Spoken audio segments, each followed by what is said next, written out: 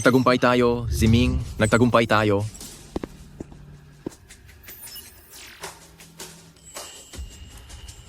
Dalawang taong pagsisikap, hindi ito naging madali. Sabi ko sa'yo, kakayanin natin ito. Kapag ang ating AI technology ay matagumpay ng naibenta sa merkado, hindi na sasabihin ni Tita na wala kang patutunguhan sa buhay.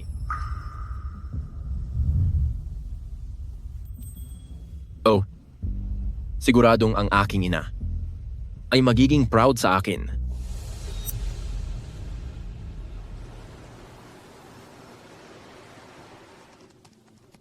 Xiao Zhao, ang ginawa mo ay isang makabagong produkto para sa henerasyong ito. Bilis ninyong matuto. Bilib ako sa inyo. President Lee, yung tungkol sa investment, ano po sa tingin nyo? Plano kong mag-invest ng $500 milyong para suportahan ang inyong paglago. Napakahusay. Salamat po, President Lee. $500 milyong kapalit ng 20% ng shares. Pwede na nating pirmahan ang kontrata ngayon. Walang problema.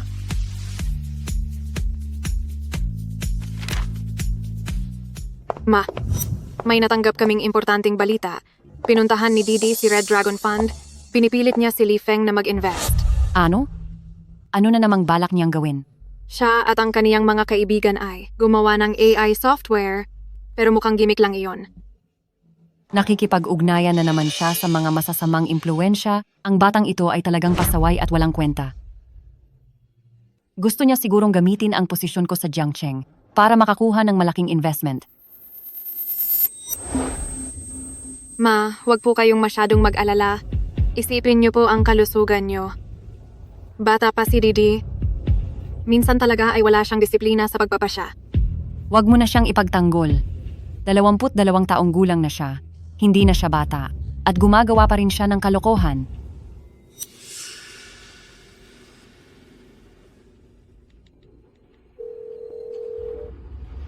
Itigil mo na agad ang anumang investment para kay Zhou Chang'an.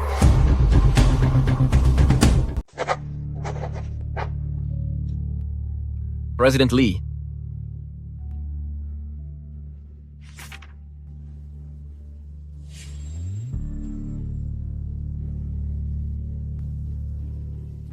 Ako nga po ito, Chen Shuzhen. Pakiusap, itigil mo na agad ang investment mo sa Zhou Chang'an. Opo? Opo. Sige po. Naiintindihan ko po.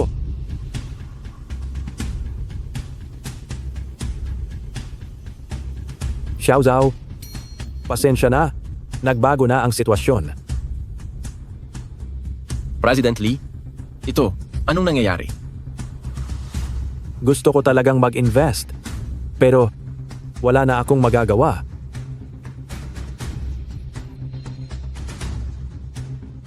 Sino ba ang tumawag sa inyo? Masyadong makapangyarihan ang kalaban, hindi ko sila kayang labanan. Xiao Zhao, sumuko ka na. Ang project na ito, dito sa Jiangcheng, wala nang maglalakas loob na mag-invest dyan.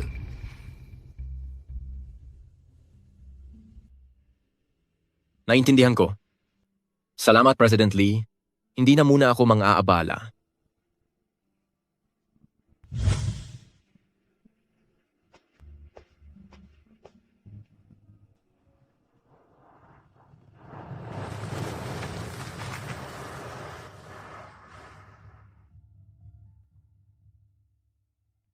Secretary Ye, bantayan mong mabuti tungkol sa pagkakasakit ko. Hinding-hindi pwedeng may makaalam na kahit sino. Opo, Tagapangulo.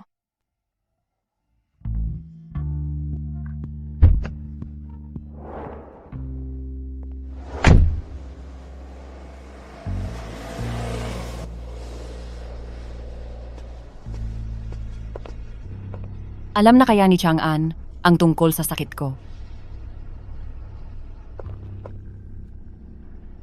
Ma? Kayo po ba ang nagpasabi kay President Lee na ikansela ang investment? Oh, Ma? 2 taon kaming nagpakapagod ni Ziming. Overtime kami gabi-gabi. Para lang matapos itong bagong AI technology. Paano nyo ito nagawa sa amin? anong technology? Ginagamit mo ang pangalan ko para makapanloko ng mga investors. Sa tingin mo ba talaga, hindi ko iyon malalaman? Manloloko ng investors? Sino ba ang nagsabi niyan sa inyo? Hindi kailangang may magsabi sa akin. Dito sa Jiangcheng, madali kong malalaman ang lahat ng gusto ko. Nag-imbestiga ba talaga kayo? Sa isang salita nyo lang, lahat ng paghihirap namin ng kasamahan ko ay nauwi sa wala. Mas marami pa akong karanasan kaysa sa iyo. Kahit ano pang sabihin mo, wala kang itatago sa akin. Sa isang tingin ko pa lang, alam ko na ang ginagawa mo. Wala kayong katwiran. Walang galang. Nanay mo ako. Chang'an, huwag ka nang magpabulakbol sa labas. Mahigit 20 taon ka na. Matuto ka namang maging matino. Ito na naman ang linyang iyan. Palagi naman akong sumusunod sa inyo, pero sa inyong mga mata, habang buhay na lang akong isang talunan. Minsan, mas gusto ko na lang na sana ay hindi na ako nabuhay dito sa mundo. Sana hindi nyo na lang ako isinilang sa mundong ito.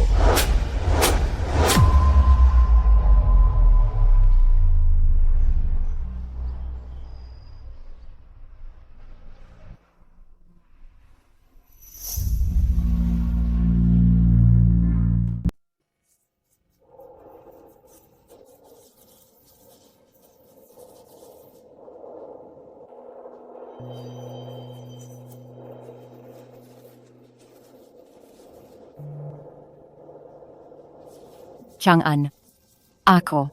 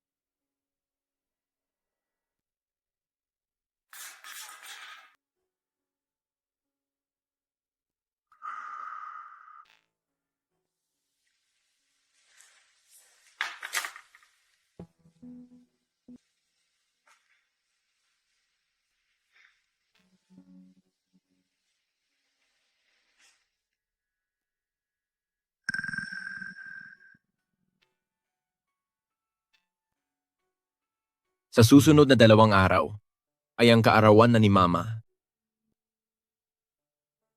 Nung araw na iyon, masyadong naging masakit ang mga salitang nabitawan ko.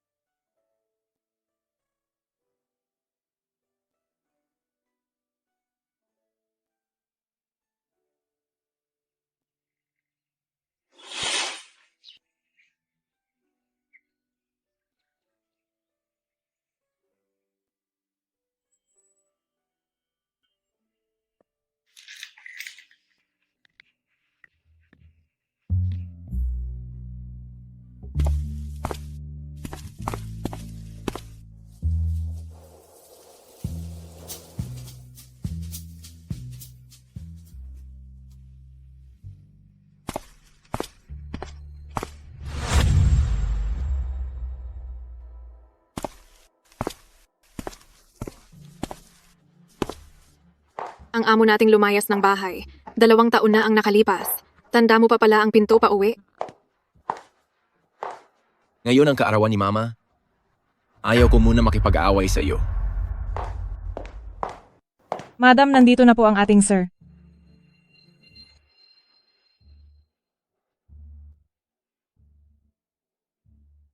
Sige, naintindihan ko. Huwag mong kalimutang sabihan ang kusinero na ipaghanda siya ng paborito niyang braised pork.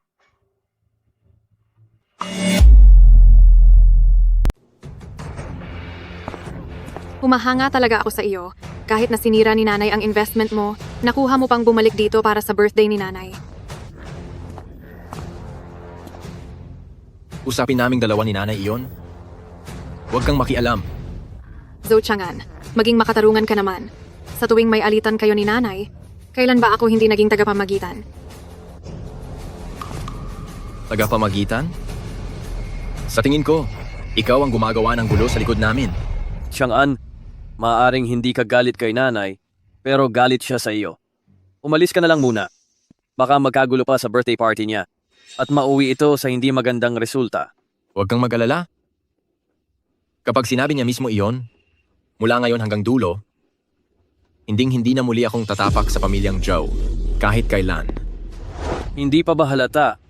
Hindi lumalabas si nanay para makita ka. Dahil binibigyan ka lang niya ng dangal. Naintindihan mo ba? Umalis ka na! Anong ginagawa niyo rito?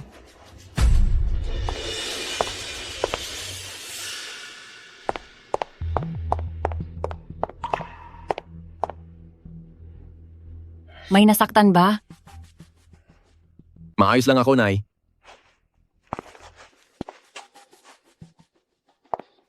Nay, kasalanan ko pong lahat. Pagbalik pa lang ni Chang'an, pinipressure na niya ako para mag-invest. Nagalit lang po ako kaya. Hindi ko napigilan ang kamay ko. Ixue, anong pinagsasasabi mong kasinungalingan? Kailan ko sinabing? Chang'an, magsalita ka ng maayos. Hindi po ganoon yon, Nay. Umalik ako rito para lang i-celebrate ang birthday niyo po. Wala akong sinasabi kay Shuhui sa manlolokong iyan tungkol sa anumang investment. Bayaw mo siya. Mahigit 10 taon ang tanda niya sa iyo. Binabansagan mo siyang Shuhui at tinatawag mong manloloko. Ang itinuro ko sa iyong pamilyang Zhou na asal, nakalimutan mo na ba lahat? Ang gaya niyang basurang tao ay hinding-hindi karapat-dapat sa respeto ko. Didi, para sa ikabubuti mo rin ang ginagawa ni Bayaw. Okay lang kung kami ang niloloko mo kasi pinagbibigyan ka namin. Pero ang pumunta ka pa para lokohin ang President Lee ng Red Dragon Fund, magdadala iyan ng malaking gulo. Zhou Qingyu, tumahimik ka nga. Ang galing niyo. Talagang magbaliktad ng katotohanan. Bilis niyo talaga. Napakasutil mo. Zhou Chang'an, lang beses ko na bang sinabi sa iyo na huwag kang makipag-away sa ate mo. Tunay mo siyang kapatid. Kapag nawala na ako, siya na lang ang kaisa-isa mong pamilya. Bakit mo iisipin na may gagawin siyang masama sa iyo? Lumuhod ka?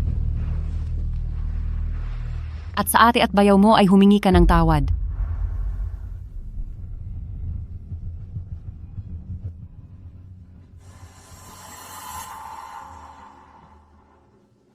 Ma, kasalanan po namin ito. Huwag niyo na po pagsabihan si Didi. Tama po siya, ma. Bata pa si Chang'an. Natural lang na magkamali siya sa ilang bagay bilang nakatatanda. Naiintindihan namin siya, kaya hindi na kailangang lumuhod. Huwag niyo na siyang pagtakpan. Hindi naman siya habang buhay na bata. Hindi pwedeng laging may poprotekta sa kanya.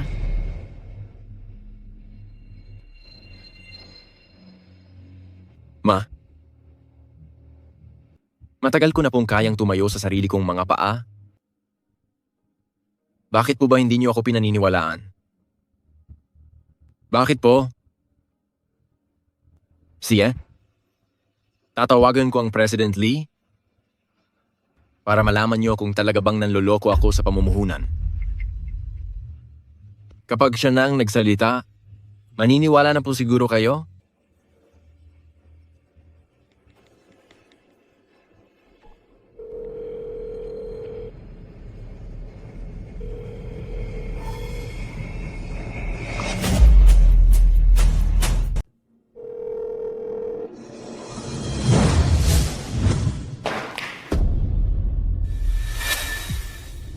Huwag ka nang matigas ang ulo. Lumuhod ka at humingi ng tawad. Isang beses lang kitang bibigyan ng pagkakataon. Dahil kung hindi, ituturing ko na wala na akong anak na tulad mo. Ituturing ko na wala na akong anak na tulad mo.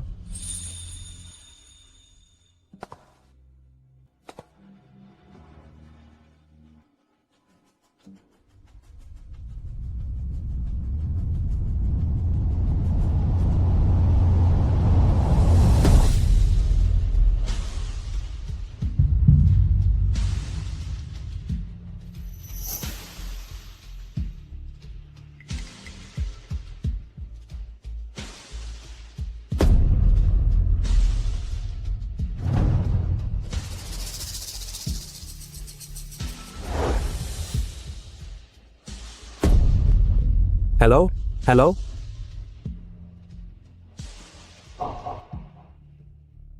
Tumayo ka na. Ito na ang huling babala ko sa iyo. Dapat kang matuto na makisama ng maayos sa asawa ni ate. Ayusin mo ang pakikitungo nyo. Dahil sa kakayahan mo, hindi mo kailanman mapapatakbo sa hinaharap ang buong kumpanya. Mukhang tama nga ang hinala ko. Handa si Mama na ibigay ang kumpanya sa kanya.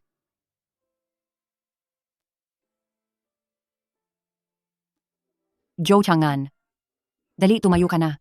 Ano bang ginagawa mo?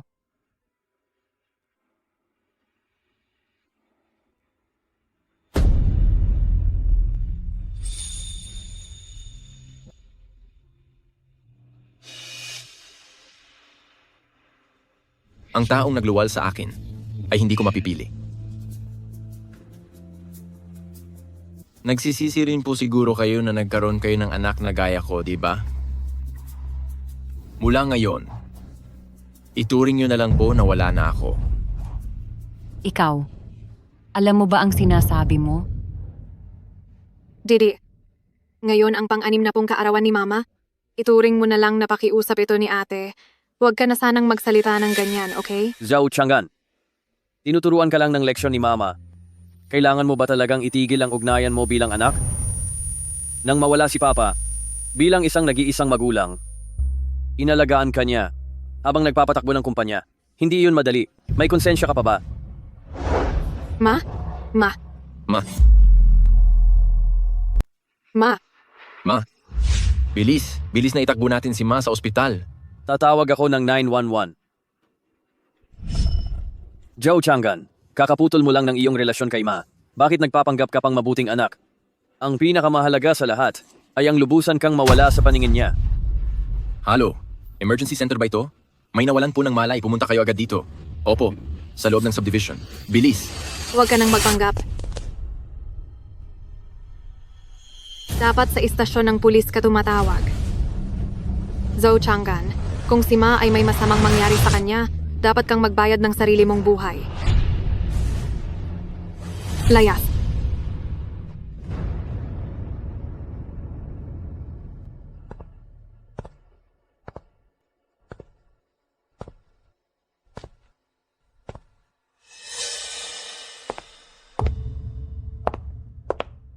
Buhay pa po siya.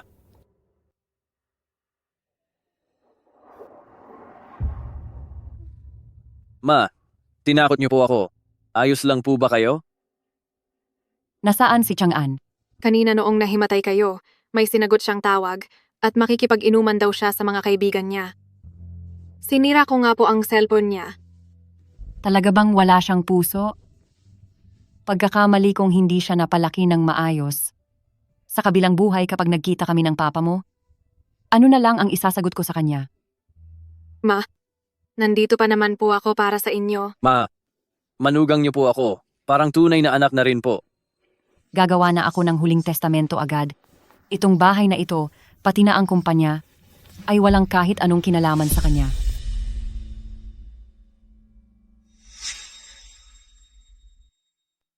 Mauna muna kayo sa labas. Gusto ko munang mapag-isa.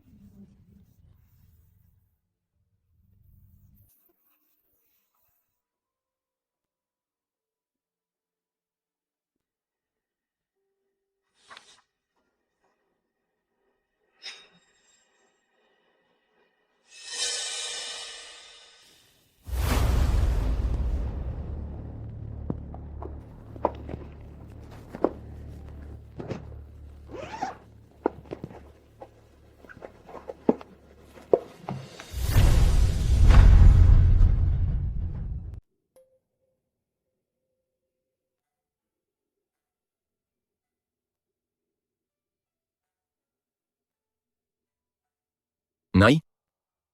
Ito po ang regalo ni Tay sa inyo bilang tanda ng sumpaan ninyo. Naayos ko na po ito. Patawad po? Hindi ko po dapat kayo sinagot ng ganoon noong nakaraang araw. Maligayang ika-6 na pong kaarawan po sa inyo. Palagi pong nasa likod niyo ang anak. At palaging mahal na mahal kayo ng anak.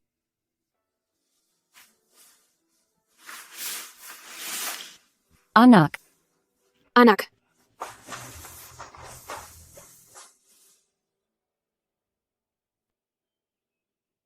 Nay. Hindi ko na po alam kung kailan nagsimula, pero naging parang aso't pusa tayo. Hindi man lang tayo makapagsama ng maayos. Dapat ay kaarawan nyo ngayon. At dapat ay pinakamasayang araw nyo ito. Pero ako pa ang sumira nito. nasaan na kaya tinago ni nanay ang selyo ng kumpanya?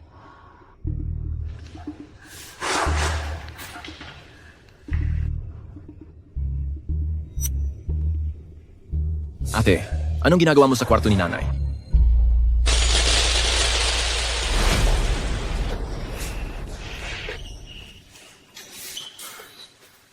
Ito ang tanda ng sumpaan ni nanay at tatay. Tiyak na masasaktan siya kapag nakita niya ito.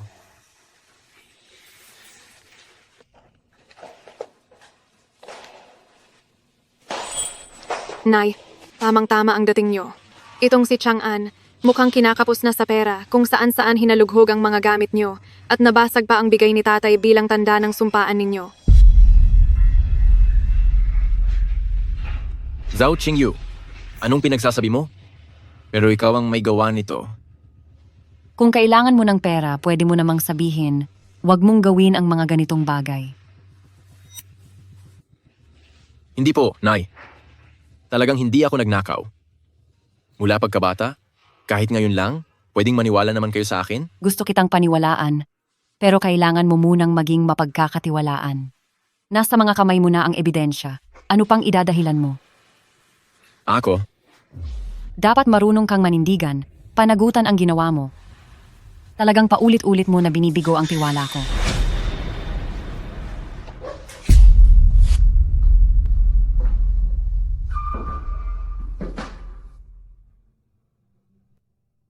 Ang trabaho ko.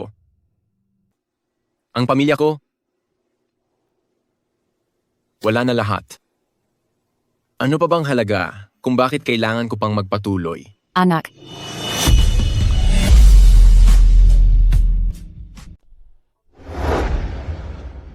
Sobrang saya! Anak, Mama, ang naimbento kong phone case na hugis kutsilyo ay nanalo sa komunidad ng mahusay na award sa imbensyon. talaga po? Anak, proud ang mama sa iyo. Halika na. Guni-guni lang pala iyon. Zhou Chang'an? Ano pa ba talaga ang inaasam-asam mo? Kung wala ka, mas magiging maayos lang ang buhay ni Mama kina Zhou Qingyu. Mas gaganda lang ang takbo ng buhay nila.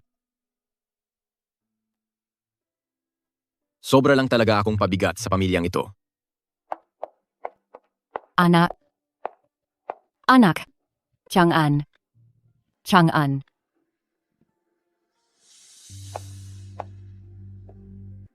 Anak, Ma, pahalagahan nyo naman ang kalusugan nyo. Chang'an, bakit naman siya pupunta sa park? Siguradong nakikipaglokohan na naman siya sa labas. noong bata pa siya, kapag hindi siya masaya, nagtatago siya rito. Gusto siyang makita ni Mama. Kung hindi, hindi ako mapapalagay. Wala na siyang pag-asa. Hindi nyo pa rin ba siya kayang bitawan? Qingyu, katulad mo rin siya. Pareho ko kayong dinala sa aking sinapupunan at isinilang. Siguro ay naging masyado akong strikto sa kanya. Bilang kaisa-isang lalaki sa pamilyang Zhou, dapat siya ang bumubuhat sa responsibilidad sa pamilya at kumpanya. Ngunit ngayon, tayong dalawang babae ang laging tumatapos sa mga kalat niya. Talagang wala siyang kwenta. Qingyu, kapatid mo pa rin siya, si Didi. Chairwoman Chen, matapos ang maraming pagtatanong, nalaman ko po na si Zhao Chang'an ay ang inyong anak. President Lee, Paumanhin po sa inyo. Kung nabigyan kayo ng problema, Walang anuman po iyon, nandito ako para lang ipaliwanag na ang kaniyang proyekto ay mas advance kaysa sa henerasyong ito nang hindi bababa sa 10 taon. Kung walang mag-invest doon, isang malaking kawalan niyon. President Lee, hindi mabuti ang pakiramdam ni Mama. Sa susunod na lang po tayo mag-usap tungkol sa trabaho. ayos lang ako. Ituloy niyo po, pakiusap.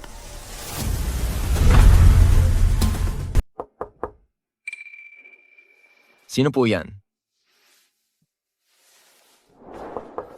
Andiyan na?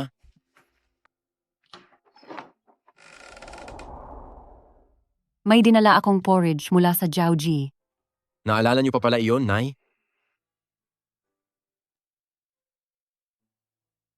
Salamat po. Kapag busog ka na, pumunta ka sa ate at humingi ng tawad. Bakit po? Nagagawa mo pa talagang magtanong? Akala ko noon ay nandadaya at nandarambong ka lang, pero hindi ko akalaing ninakaw mo rin ang mga produkto ng sarili nating kumpanya.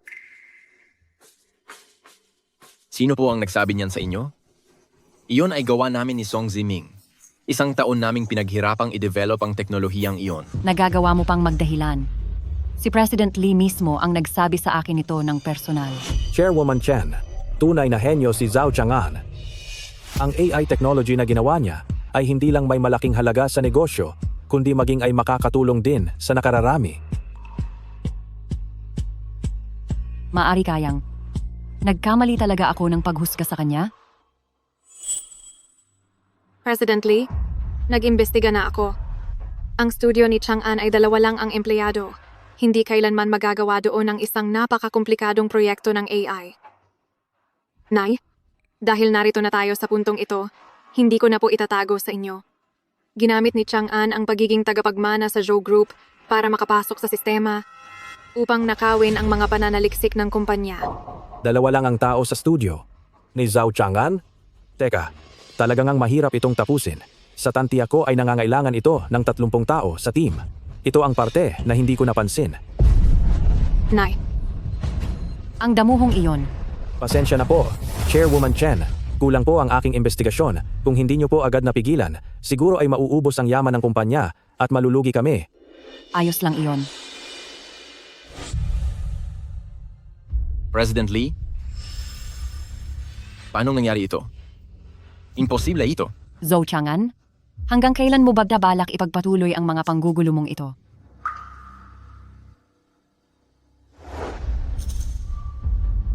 Hindi na po ako muling manggigulo. Ngayon ko lang na-realize na mali ako simula pa noong una.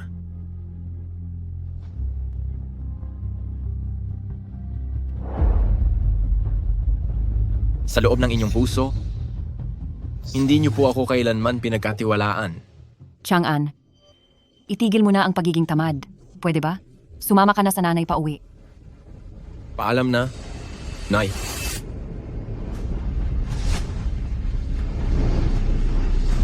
Chang'an,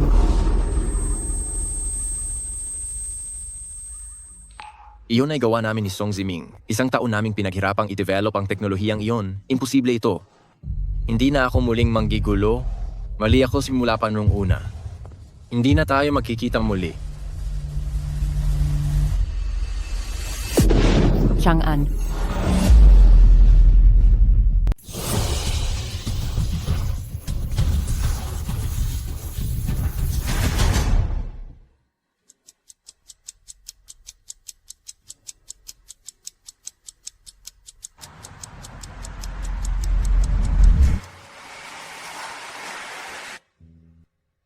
Doktor, kumusta na po ang anak ko?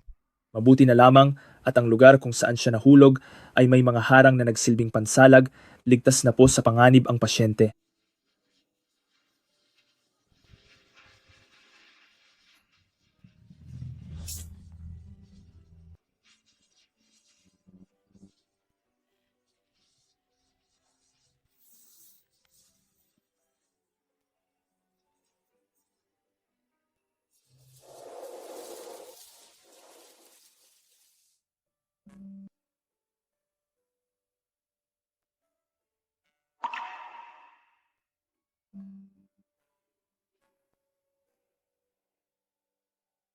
Pinagsabihan lang kita ng kaunti.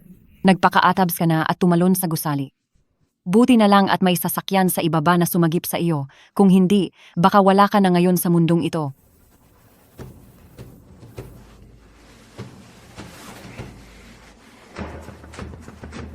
Pasensya na kung binigo kita. Sa susunod, hahanap ako ng paraan na siguradong matatapos na ang lahat. Anong klaseng kalokohan ang sinasabi mo? Sa akin nang galing ang buhay mo. Wala kang karapatan na itapon na lang iyon basta-basta.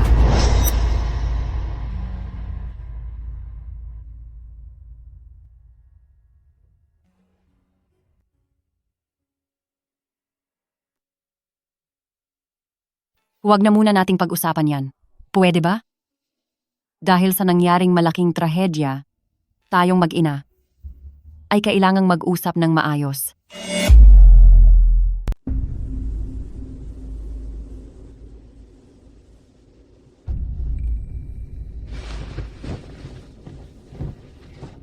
Sa kalagayan mong iyan, saan mo balak pumunta? Zhou Chang'an,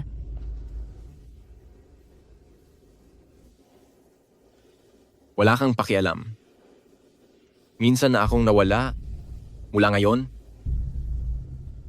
ituring mong wala ka ng anak. Huwag mo na akong pakialaman.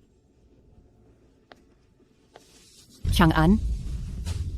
Kailan ka ba magiging isang mabait at masunuring anak? Sana ay maintindihan mo ang malasakit ko bilang ina at ang malaking tiwala na ibinibigay ko sa iyo.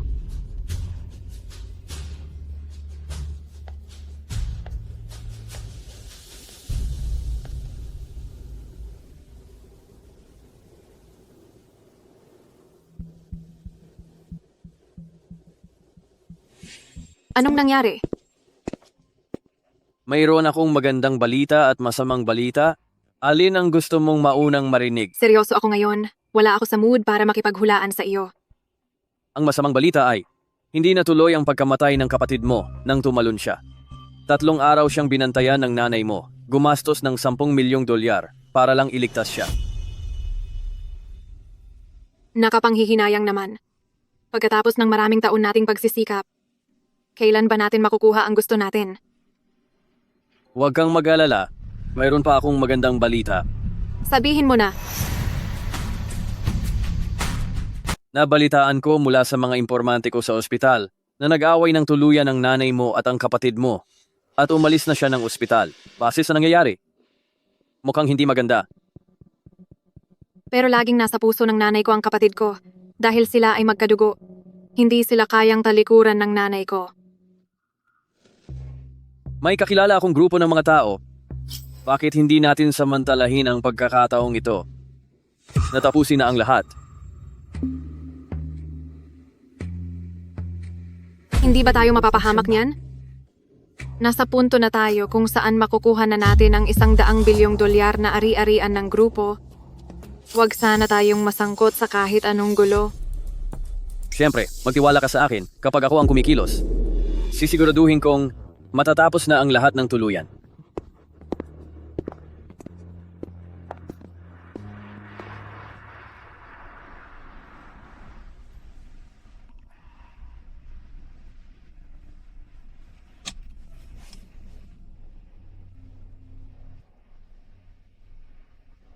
Tagapangulo, nandito na po tayo. Nakatulog na naman ako. Nakita ko po na mahimbing ang tulog nyo. Kaya umikot pa muna ako ng 2 beses. Kung dumating man ang araw na hindi na ako magising, huwag kang matakot, sabihan mo lang ang punerarya na kailangan ko nang magpahinga. At ang mga abo ko ay ilagay mo sa tabi ng asawa ko. Tagapangulo, siguradong gagaling po kayo sa sakit nyo. Gusto ko pang mabuhay. Pero si Chang'an, parang gusto na niya akong mawala. Sa pagkakakilala ko po kay Young Master, alam kong mabuti ang loob niya. Bakit hindi kayo mag-usap ng maayos? Baka sakaling may hindi lang kayo pagkakaintindihan? Nagtanong-tanong na po ako. Ang studio po ni Young Master ay narito lang sa likod. Simula nang umalis siya ng ospital noong araw na iyon, hindi na siya bumalik sa tinutuluyan niya, nananatili lang siya rito. Hindi ba tinanggalan na siya ng pondo? Bakit nandoon pa rin siya sa studio?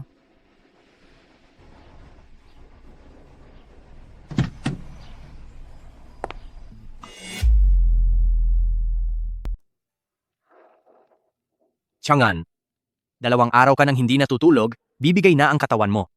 Dahil hindi pa dumarating ang investment, huwag mo muna itong madaliin.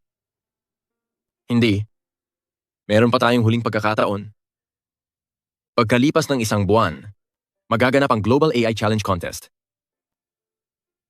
Kailangan lang nating mag-update ng ilang mga data. Sa oras na iyon, kapag nakuha natin ang kampeonato sa contest, maaari na nating maakit ang buong bansa at pati na ang buong mundo ng mga kilalang investor.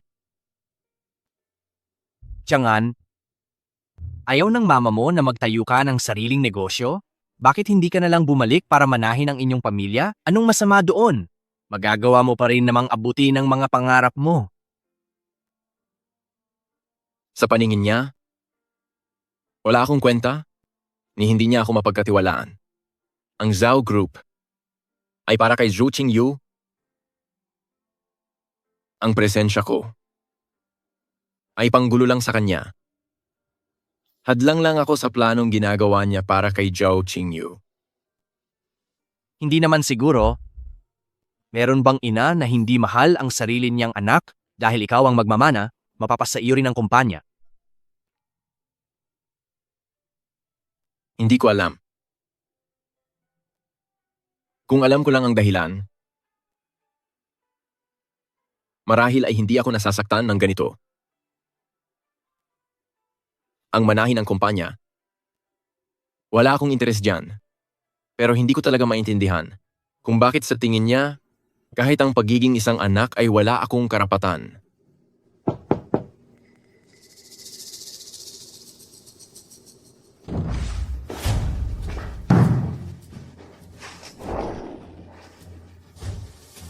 Wasakin niyo ang server nila.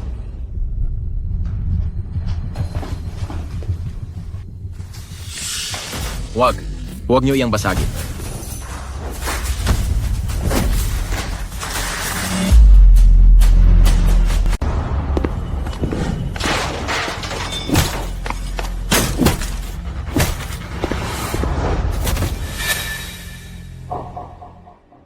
Tiri, wag mo akong sisihin. Utos ito ni Mama. Matagal na niyang alam na natapos mo na ang iyong pananaliksik. Ngunit, ikaw ay tila tinik sa lalamunan niya. Kaya mas gusto pa niyang mawala ka na sa mundo. Wala rin akong magagawa. Bakit? Bakit sobrang laki ng galit niya sa akin?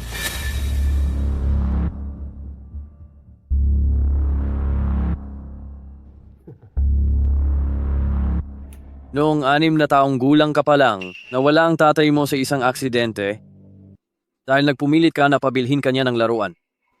Kung hindi dahil sa iyo, sa tingin mo ba ay mawawala ang tatay mo? Masyado silang nagmamahalan. At ikaw ang sumira sa buhay ng iyong ina? Alam mo ba yon? Kaya pala, galit pala si Mama sa akin dahil sa nangyaring iyon. Kaya naman pala, ituloy niyo lang ang pagpira-piraso niyan.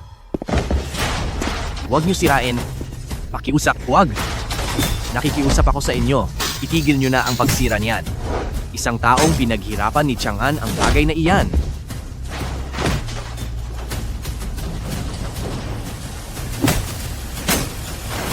sige lang, sirain niyo.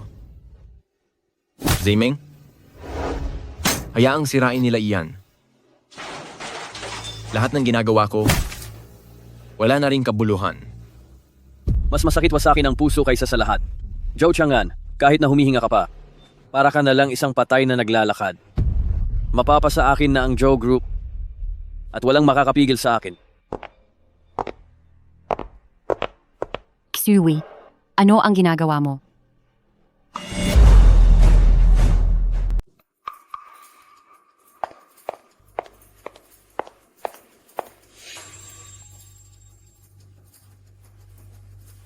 Ano ba ang nangyayari dito? Ma, kadarating ko lang po. Plano ko lang pong bisitahin ang kapatid ko nang biglang nangyari ito. Hindi ko kilala ang dalawang iyan. Parang mga maniningil sila ng utang. Tama? Ang batang si Joe Chang'an, may utang siya sa amin at ayaw niyang magbayad. Mismo. Wala kaming pakialam. Kung masira man ang mga computer niya, pag hindi kayo nagbayad, tatapusin namin ang batang iyan. Nung 6 na taon ka pa lang, wala na ang tatay mo dahil sa isang aksidente. Sabi nila, nagpupumilit ka raw na ibili ka niya ng laruan. Kung hindi dahil sa iyo, hindi sana mawawala ang tatay mo. Sobrang mahal nila ang isa't isa. Ikaw ang sumira sa buhay ng nanay mo. Alam mo ba yon? Magkano ang utang? Ako na ang magbabayad para sa kanya. $3 milyong, inamot lang lahat ng batang ito sa pambabae. Sekretarye, ibigay mo sa kanila ang pera.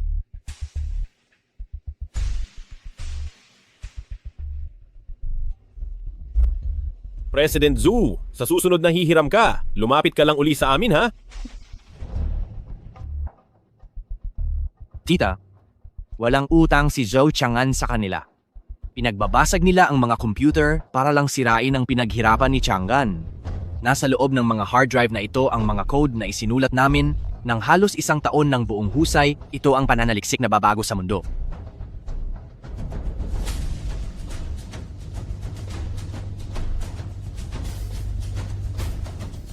Lahat ba ng sinasabi mo ay totoo? Ikaw yung nag-iimpluwensya ng masama sa kapatid ko, di ba? Huwag mo na siyang pagtakpan. Pera yun galing sa mga pautang. At kung hindi binayaran ni mama ang utang niya, ay tiyak na gagawa ng paraan ng mga taong iyon para parusahan siya ng matindi. Anong masamang impluensya? Ako, nagsimula kami ng negosyo ni Chang'an. Kaya alam ko kung anong klase siyang tao. Anong karapatan mong magsalita? Ugali niya? Anak siya ng nanay ko. At kung mayroon mang nakakakilala sa kanya, ang nanay ko lang ang may karapatang magsabi niyan.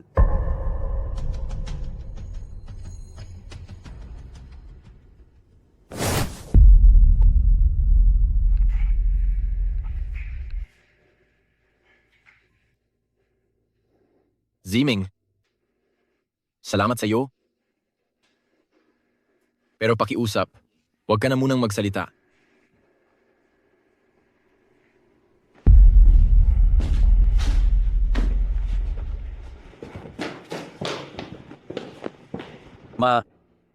Tingnan mo si Chang ano. Gusto ko lang naman siyang pagsabihan. Pero ang mga ginagawa niya ay lalo lang lumalala. Paano kung maloko siya ng mga masasamang tao at isang araw ay maibenta na pala ang kumpanya? Wala na tayong magagawa doon. Tagapangulo, Anong nangyari sa inyo? May sakit ba kayo? Director Shu, pagod na si Tagapangulo. Ihahatid ko muna siya pabalik para makapagpahinga po. Mag-iingat kayo.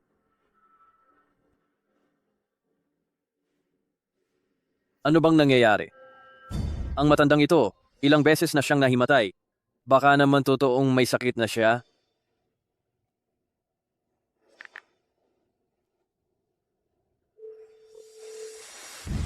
May ipapaimbestiga ako sa inyo.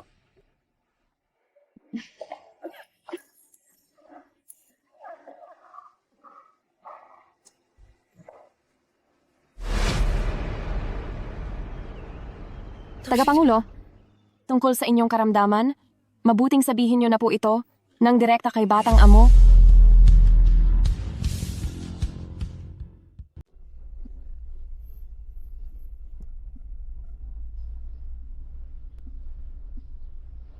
Tungkol sa pagkakaroon ko ng malalang sakit, huwag niyo itong sasabihin kahit kanino. Sina Chang'an at Qingyu, noong maliliit pa sila, ay nawalan na sila ng ama. Kaya natatakot ako na hindi nila ito kayanin. Xiaoye, huwag kang malungkot. Marami pa akong kailangang gawin. At sa ngayon, ay hindi pa ako mawawala. Kung si Chang'an ay katulad mo sana na mabait at masunurin, napakasaya ko siguro. Tagapangulo, para po sa sitwasyon ni Sir, gagawa po ako ng paraan. Dati, gusto ko sanang maging manugang kita. Kaya lang, masyadong pabaya si Chang'an. Wala siyang ganoong swerte. Napakaraming beses ko nang naisip kung ano ang magiging hitsura ng kasal niyo ni Chang'an. Umaasa ako na sana ay maabutan ko pa ang araw na iyon.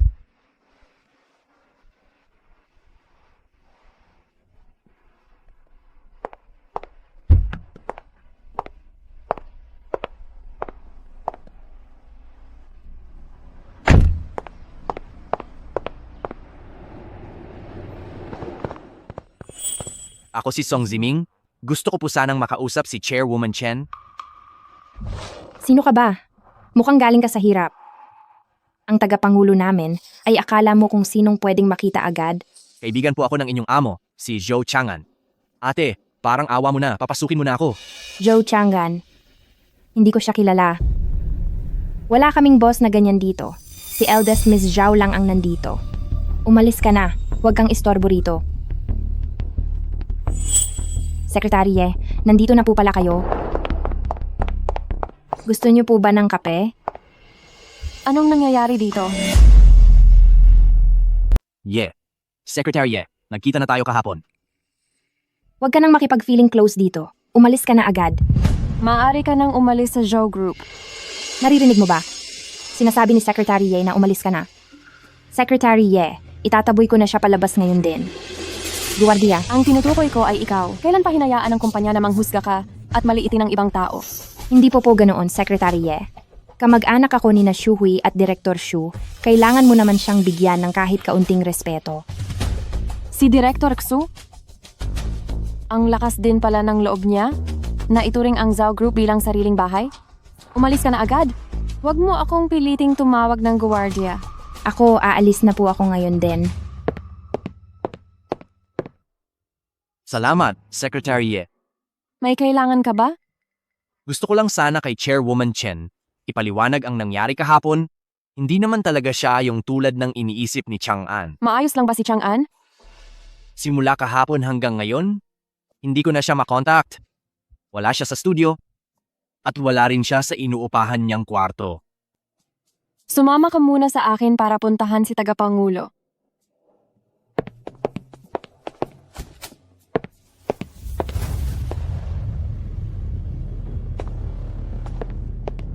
Kasama ka palagi ni Chang'an sa mga kung ano-anong gulo. At may lakas ka pa ng loob na pumunta rito. Secretary Ye, itapon mo siya palabas. Tagapangulo, panoorin mo muna ang video na ito bago mo ako paalisin.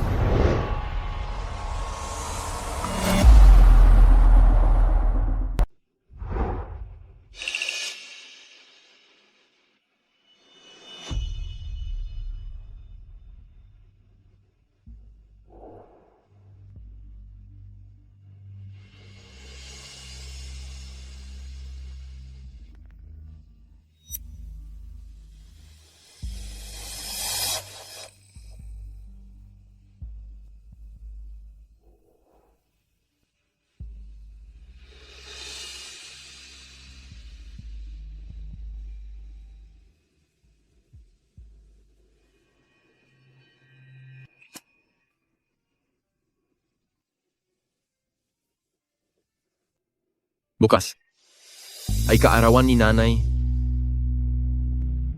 Noong araw na iyon, masyadong naging masakit ang mga salita ko.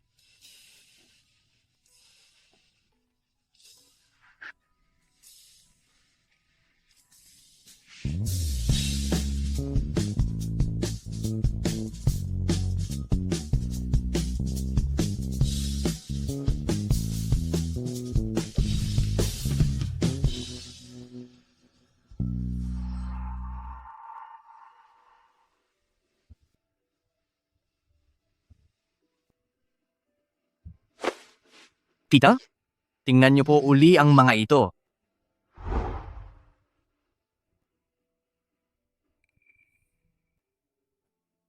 Lahat ba ito ay sa kanya? Tita, ang mga certificate na ito ay sapat ng patunay na mahusay si Chang'an. Totoo pong hindi siya nanghiram sa mga pautang. Lahat ng iyon ay plano lang ng lalaking iyon. Ang dalawang tambay kahapon ay kasama rin ng lalaking iyon na pumunta doon. Ang lalaking iyon? Sino po ang tinutukoy ninyo? Tagapangulo? Si Shuhui iyon. Xuhui? Paano nangyari yun? Paano niya nagawang harapin ako at lokohin ako? Malamang po ay marami siyang tinago sa inyo at maraming ginawang kung ano-ano. Kanina lang ay tinanggal ko ang isang receptionist. Dahil nakapasok lang siya sa trabaho gamit ang kanyang mga koneksyon kay Shuhui.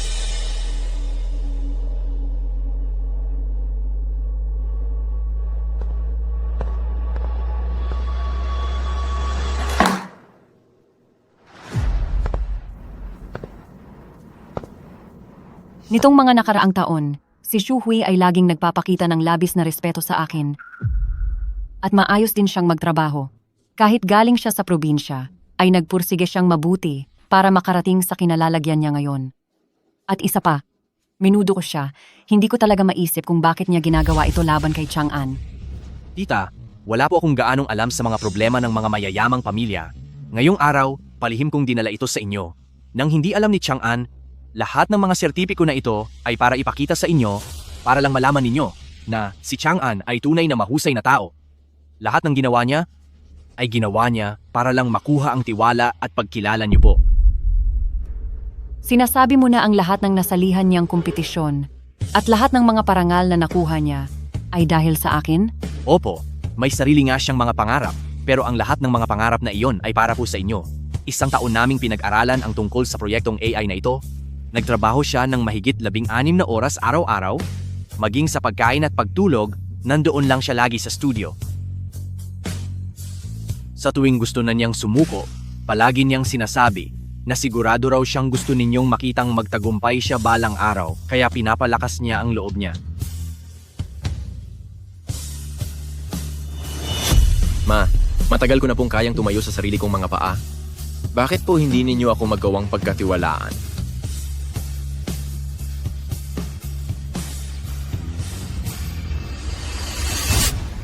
Secretary Ye, imbestigahan mo si Shuhui. Alamin mo kung ano-ano ang mga itinago niya sa akin. Gusto kong malaman ang bawat detalye nito. At saka, nasaan si Chang'an? Gusto ko siyang makita.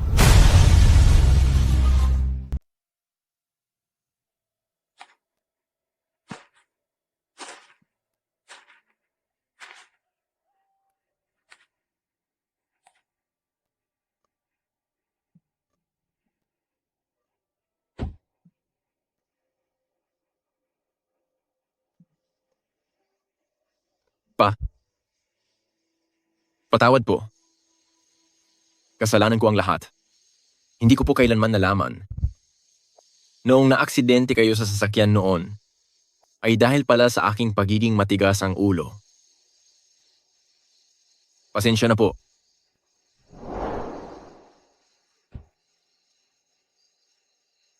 Sana po ay makabalik ako noong bata pa ako. Noong panahong iyon, noong magkakasama pa tayong buong pamilya, masaya at payapa ang ating pagsasama. Ngunit ako mismo ang sumira sa lahat ng iyon. Nagalit sa akin si Mama. At wala siyang mali roon. Pa, marami po akong nasabing masasakit na salita laban kay Mama. Galit na galit ako sa sarili ko. Kung ang pagdating ko man ay para lamang sirain ang inyong kaligayahan, ay mas mabuti pang sana ay hindi na lamang niyo ko ipinanganak. Sana ay hindi na lang ako dumating sa mundong ito. Patawad po. Nalaman ko na, pumunta si Batang Amo sa sementeryo.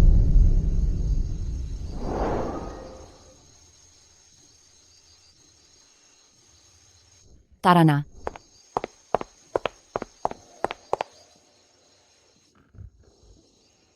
Pa, aalis na po ako. Sa isang lugar na walang sinuman ang nakakaalam. Kung kailan ako susunod na babalik, hindi ko rin po alam. Patawarin niyo po ako sa aking pagiging hindi mabuting anak. Paalam na, Papa.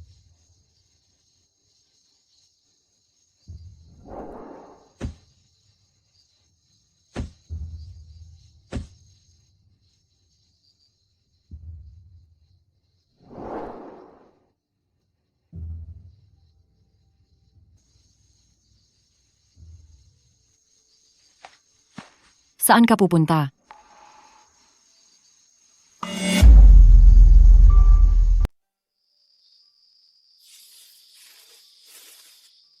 Pumunta si Song Ziming sa kumpanya ko. Dinala niya ang lahat ng iyong mga certificate para ipakita sa akin. Maaari ba tayong mag-usap?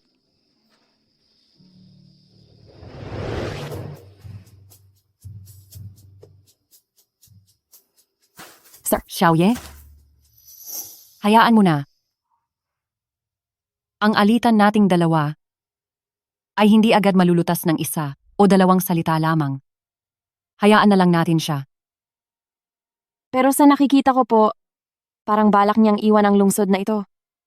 Nasaktan ko ang damdamin niya. Sa pagkakataong ito, ano pa ang dahilan ko para pigilan siyang umalis? Sige, alamin mo kung saan siya pupunta. At maghanap ka ng taong mag-aalaga sa kanya. Ang isang agila na palaging nasa ilalim ng pakpak ng ina ay mahihirapang lumaki. Pero kapag malayo ang narating ng anak, mas lalong nag-aalala ang isang ina. Opo.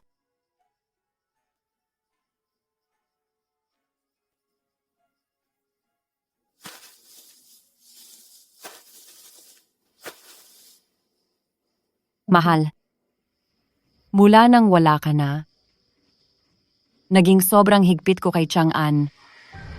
Maging ako ay naramdaman na masyado na akong malupit, pero gusto ko lang naman si Chang'an na maagang gampanan ang kanyang mga responsibilidad. Sa nakikita ko ngayon, ako ay nagkamali. Kaming mag-ina. Hanggang dito na lang.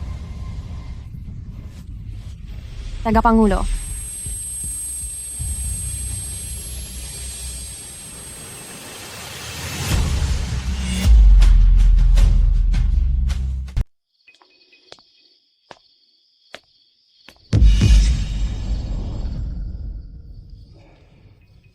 Anong nangyari?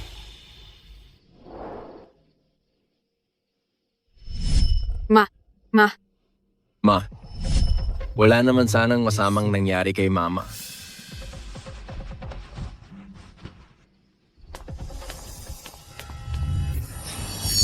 Tagapangulo? Baka hindi na ako umabot ng isang buwan.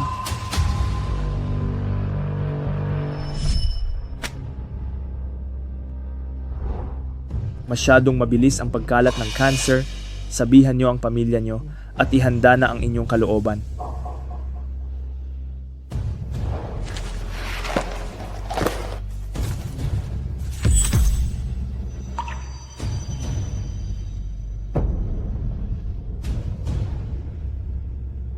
Doktor, gaano pa ba ako katagal? Kailangan niyo pong magpa-admit sa ospital sa tulong ng masidhing gamutan. Mayroon pang pagkakataon na madagdagan ang buhay niyo ng 5 taon. Ayaw kong mawala ng punong-puno ng mga tubo ang katawan ko. Hayaan na lang. Itutuloy ko na lang ang gamutan sa bahay. Hindi na ako magpapa-ospital. Tagapangulo? Mas mabuti pong magpa-admit muna kayo. Tungkol sa kumpanya, wag na po kayong mag-alala. Mahalaga ang inyong kalusugan. Hindi ko pwedeng iwanan sina Chang'an at Qingyu ng isang magulong sitwasyon. Higit pa doon, hindi pa sapat ang kakayahan ni Chang'an para hawakan ang kumpanya. Kailangang ihanda ko muna ang lahat para sa kanya.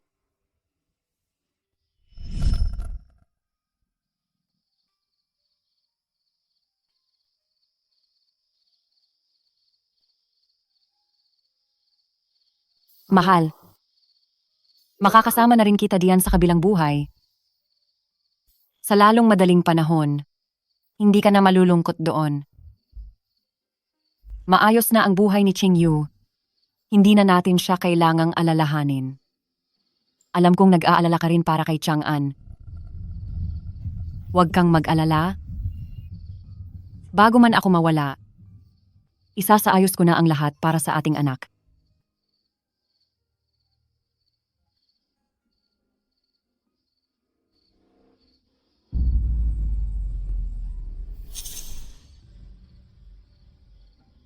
Ma. Nay, Chang'an, bakit ka bumalik? kasi may nakalimutan lang ako. Nay, parang pagod na pagod po kayo. Ayos lang po ba kayo? Ayos lang ako. Ikaw talagang bata ka. Alam mo na kung paano mag-alala sa nanay mo. Nay, patawad po. Ano? Kung noon po sana, ay hindi ako naging pasaway. Hindi sana na-aksidente si tatay. Sinong nagsabi niyan? Ang aksidente ng tatay mo, kailan pa naging kasalanan mo? Hindi po ba? Sino ang nagsabi niyan? Sabihin mo sa akin.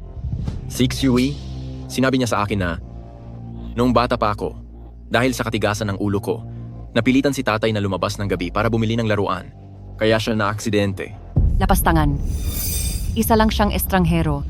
Paano niya malalaman ang mga nangyari sa pamilya natin noon? At saka, ang aksidente ng tatay mo, hindi dahil sa iyo, kundi dahil sa ate mo, na gustong kumain ng cake sa birthday niya. Pero hindi rin natin pwedeng sisihin ang ate mo dahil walang may gustong mangyari iyon. Batang amo, maraming bagay ang maaaring hindi ayon sa nakikita mo. Bakit hindi ka muna manatili hanggang sa malaman ko ang katotohanan? Xiaoye, dapat mong panatilihing sikreto ang kinaroroonan ni Chang'an. Pakiramdam ko, sa likod nito ay may masamang taong may pinaplano laban sa atin. Opo.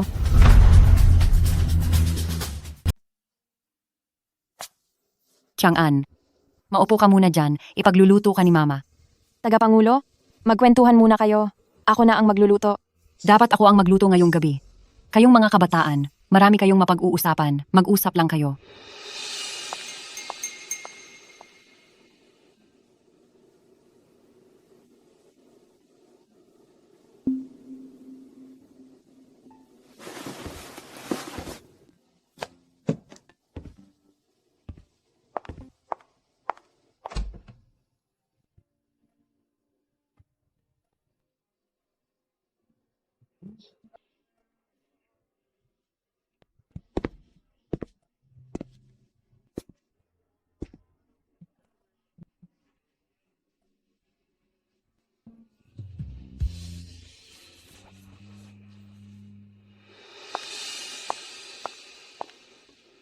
Dalawang taon ka na rin hindi nakakatulog sa kama mo, di ba?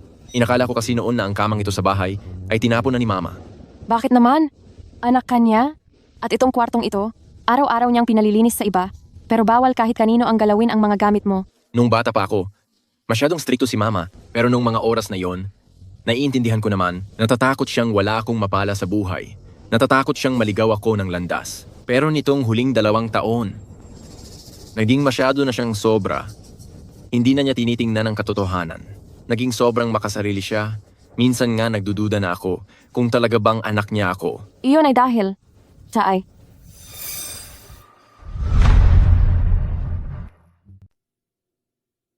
Bakit? Tungkol sa aking karamdaman, walang pwedeng makaalam nito. Sina Chang'an at Qingyu. Noong bata pa lamang sila ay nawalan na ng ama. Natatakot akong baka hindi nila makayanan. baka umaasa lang siya na maaga mong matatanggap ang mabigat na tungkulin sa Zhou Group.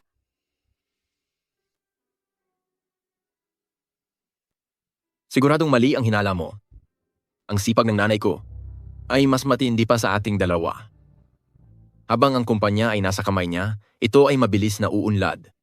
Kaya pa niyang patakbuhin ito ng 10 hanggang 20 taon. Walang duda tungkol doon.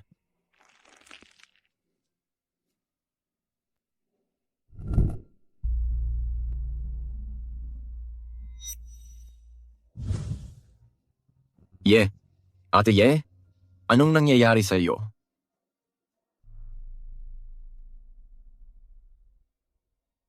Handa na ang pagkain.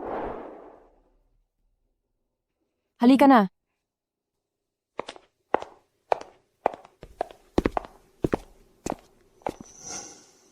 Handa na ang kainan.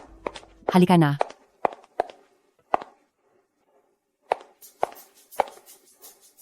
Kain na tayo.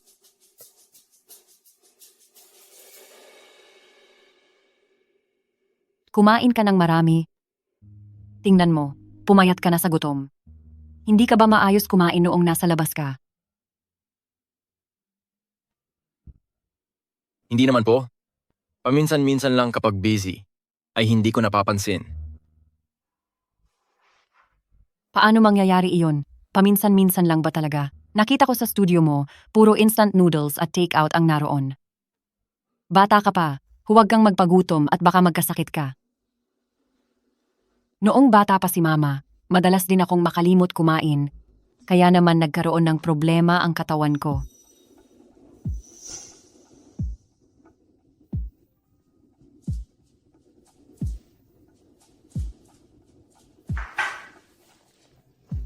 Ma, anong nangyari sa kalusugan niyo? Walang problema. Sumasakit lang ang tiyan ko. Dating sakit na ito. Kain na tayo, kain na.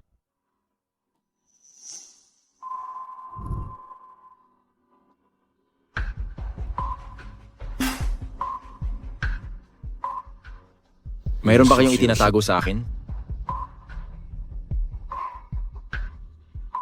Chang'an, mayroon nga akong itinatago sa iyo. Ano iyon?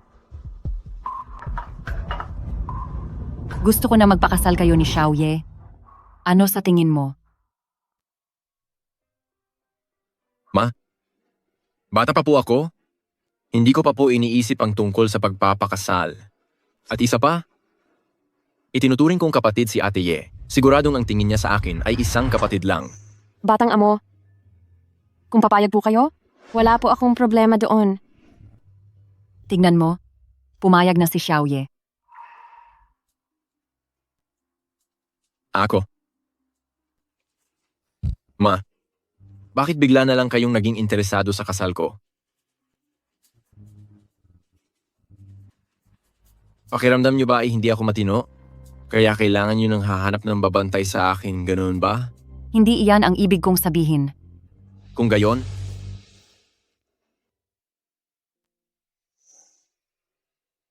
Kahit na laking probinsya si Xiaoye at naging ulila mula bata, pero nakita ko ang paglaki niya. Kahit sa kakayahan o pag-uugali, wala siyang kapantay sa mundong ito. Isang malaking swerte na pumayag siyang pakasalan ka. Swerte ito para sa ating pamilyang Zhao.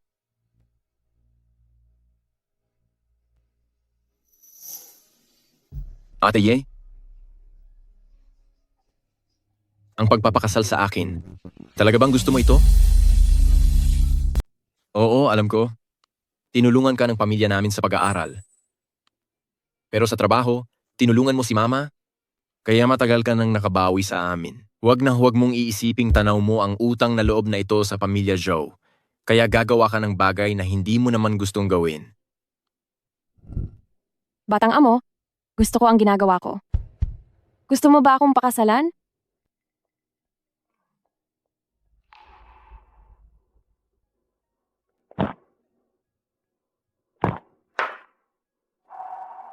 Medyo masyado itong mabilis.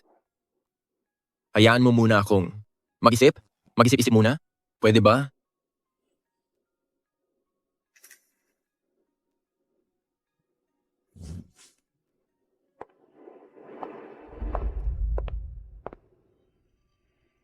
Xiaoye, manatili ka na rito ngayong gabi. May inilagay ako sa tubig ni Chang'an. Papayag din siya. Pero kakaayos lang po ng ugnayan ninyo ni Batang Amo. Kapag ginawa niyo ito, hindi kaya siya magalit?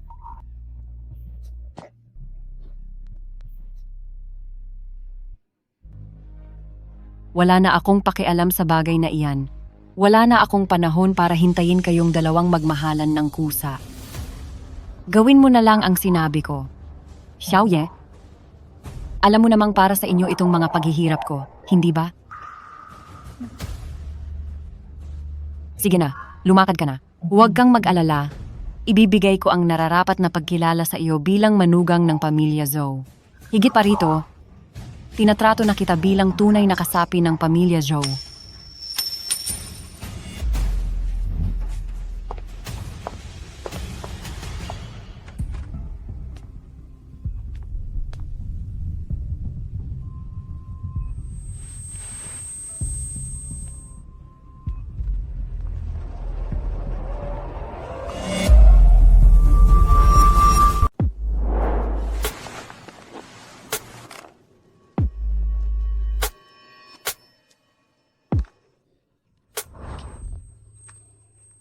Ate Ye, anong ginagawa mo? May pangalan ako. Wanqing. Ye Wangking.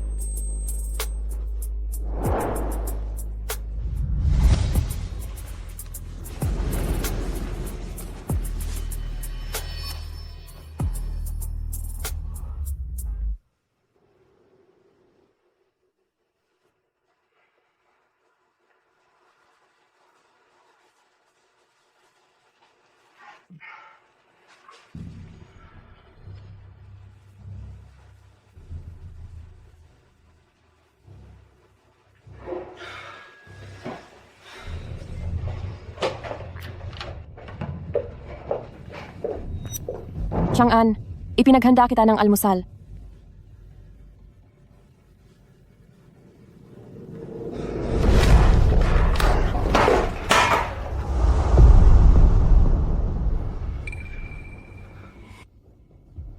Naguguluhan lang si Mama.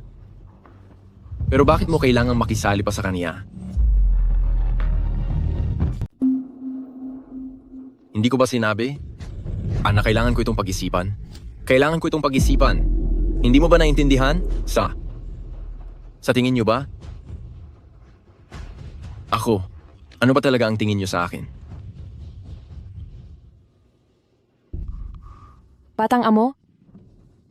Patawad po. Hindi ka ba kontento sa akin? Ang nangyari kagabi, isipin na lang natin na walang nangyari. Puwede ba?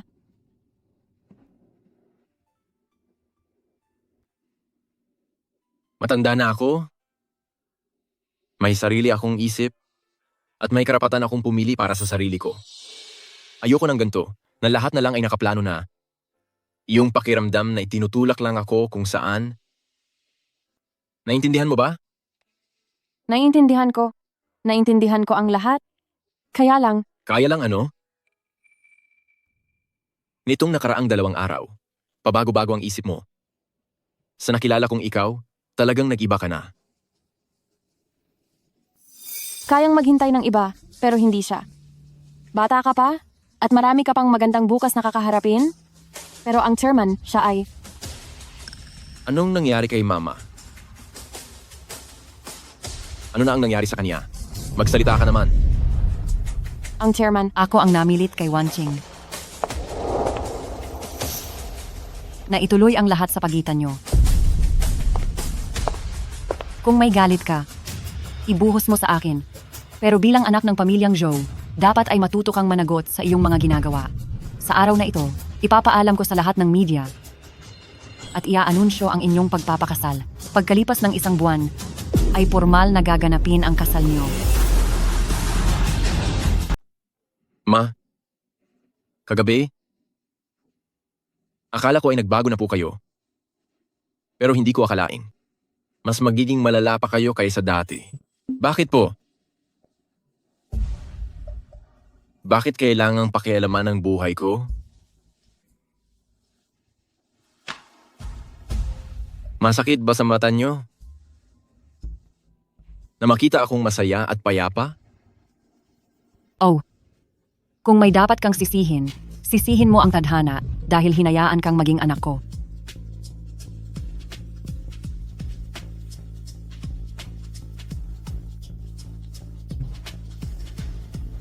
Hindi ito makatwiran. Talagang wala itong katuturan.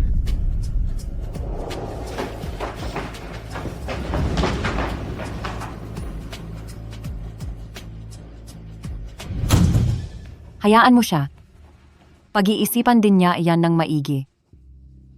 Bago ako mawala, ayos na ang lahat na inihanda ko para sa inyo. Sa ganitong paraan, panatag na akong mamaalam. Nag-aalala lang po ako sa lahat ng ginagawa ninyo. Baka hindi ito maintindihan ni Chang'an. Hindi ko kailangan ang pag-unawa niya. Ginawa ko lang ang nararapat na gawin ng isang ina.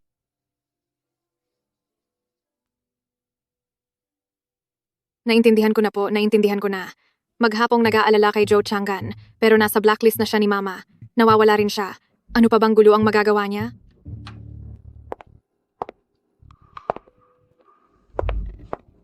Ma, Bakit bigla kayong napadalaw at hindi man lang kayo nagpasabi?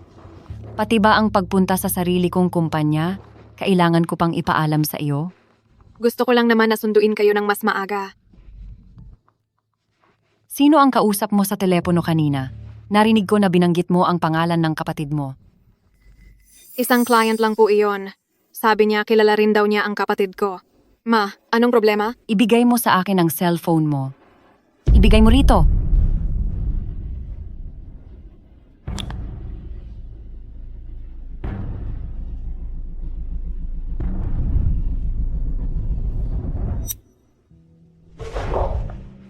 Ito ba ang client na sinasabi mo? Maliwanag na asawa mo ito. Zhou Qingyu, gaano pa ba karami ang itinatago mo sa akin? Ma, kakausap ko lang kay Shuhui tungkol sa sitwasyon ng kapatid ko. Bilang mga nakatatandang kapatid, nag-aalala po kami para sa kinabukasan niya. Natatakot kaming banggitin siya dahil baka magalit po kayo. Kaya hindi na kami nakapagsabi sa inyo.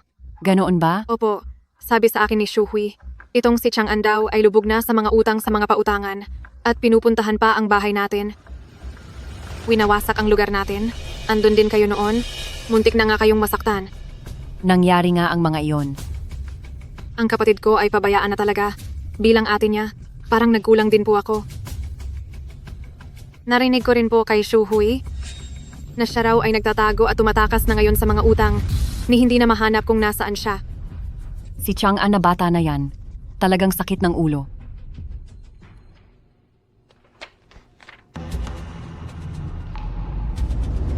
Ma, ito ba ay dahil balak niyong ilipat sa akin ang mga share ng pangunahing stockholder? Gusto kong ilipat ang ilan sa aking mga shares kay Chang'an upang makapasok siya sa board of directors at makakuha ng karanasan. Ma, si Chang'an nitong mga nakaraang taon ay pa-chill-chill lang sa labas, tsaka hindi nga siya mahanap kung nasaan. Ang biglaan niyang pagpasok sa board, baka hindi tanggapin ng iba. Kung anong klaseng tao siya, parang mas alam mo pa kaysa sa akin. Ma, noong gumamit siya ng peking proyekto para lokohin ang investment ni President Lee, hindi po ba't alam niyo ang lahat at malinaw po ang lahat sa inyo? Iniimbestigahan ko pa ang bagay na iyon, hindi mo siya pwedeng husgahan agad. Bukod pa roon, kung si Chang'an nga sa loob ng 2 taon ay talaga bang nagsasayang lang ng oras para sa akin, ay may ibang pananaw ako rito.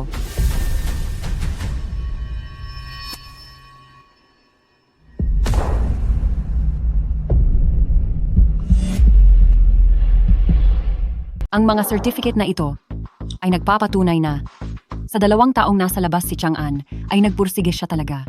Ma, ang mga certificate na iyan, wala namang pinapatunayan ang mga iyan. Qingyu, kapatid mo siya. Bakit kahit kailan ay hindi kita narinig na nagsalita para ipagtanggol siya? Ma, sa puntong ito, hindi ko na po itatago ang totoo.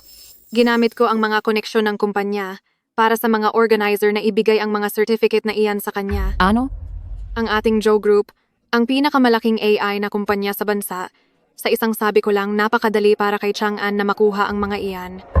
Ikaw, nawawala ka na sa katinuan. Ma, lagi niyong sinasabi na hindi ko tinutulungan si Chang'an, pero maliban sa ganitong paraan, wala na akong ibang magagawa. Gusto lang talagang magkaroon ng narating ni Chang'an para patunayan ang sarili niya. Kapag hindi ko siya tinulungan, lumuluha siyang nagmamakaawa sa akin. Hindi ko po dapat sinasabi ang lahat ng ito sa inyo dahil baka magalit lang kayo. Qingyu, may lakas ka ba ng loob na manumpa na hindi mo ako niloloko? Kung nagsisinungaling man ako, hayaan mong parusahan ako ng langit.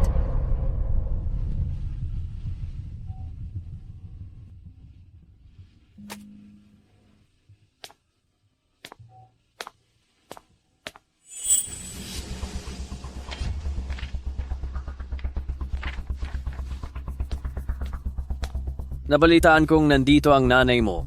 May maganda bang balita?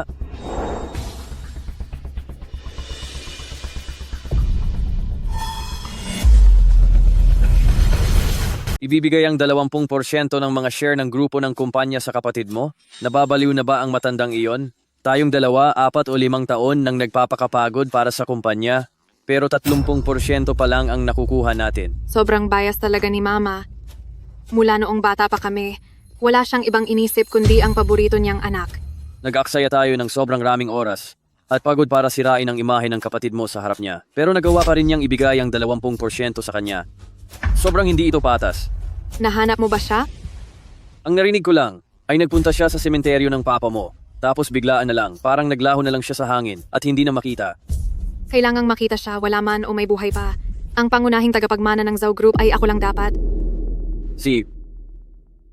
Dahil sinabi mo yan, sisiguraduhin kong matatapos ko ang lahat ng hadlang para sa iyo. Xu Hui, ang anak natin ay 3 buwan na. Kailangan mong galingan. Para na rin sa anak mo.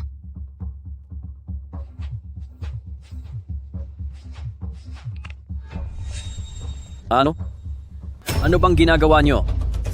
Anong nangyari? Huwag kang mag-alala. Ako na ang mag-aayos nito.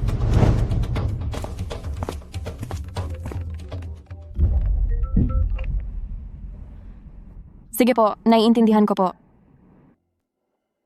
Tagapangulo, ang 2 tao na nanggulo sa Chang'an Studio ay nahanap na. 3 minuto. Gusto ko silang makita. Opo.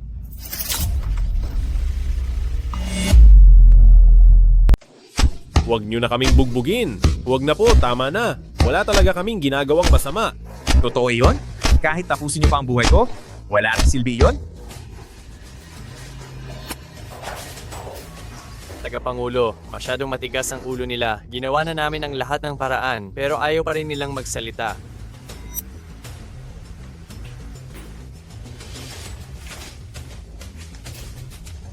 Heto ang $1,000,000. Binabayaran lang din naman kayo para gawin ito. Hindi nyo siguro tatanggihan ang pera, di ba? $1,000,000 talaga? Kailangan nyo lang sagutin ang isang tanong ko. Ang pagsira sa studio. Sino ba talaga ang nag-utos sa inyong gawin iyon? Kung sino ang unang sasagot, sa kaniya mapupunta ang $1,000,000 na ito. Opo, si Xu Hui ang nag-utos. Tama, si Xu Hui yun. Inutusan niya kaming manggulo sa studio at samantalahin ang pagkakataong parusahan ng matindi si Zhou Chang'an. Talaga pa lang. Nagkamali ako ng hinala kay Chang'an. Hindi rin po namin ginusto ito. Kaya lang makapangyarihan si Xu Hui. Kaya natatakot kami sa kaniya. Ano ba talaga ang balak ni Xu Hui? Palita namin, gusto niya makuha ang para kay Zhou Group na mamanahing yaman. Walang hiya talaga siya. Hindi pa ba sapat ang lahat ng ibinigay ko? Kahit ang sarili kong anak ay hindi niya pinalampas. Igapos nyo sila, bantayan nyo silang mabuti.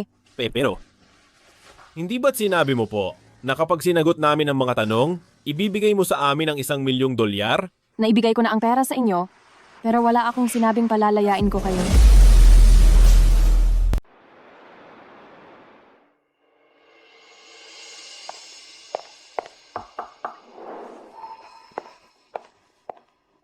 President Joe, ito po ang payroll. Bukas ng umaga po ang sauran at kailangan po ng inyong pirma. Hindi mo ba nakikitang pauwi na ako? Bukas ko napipirmahan yan. Pero? Walang pero-pero. Wala ako sa mood ngayon kaya huwag mo akong gambalain.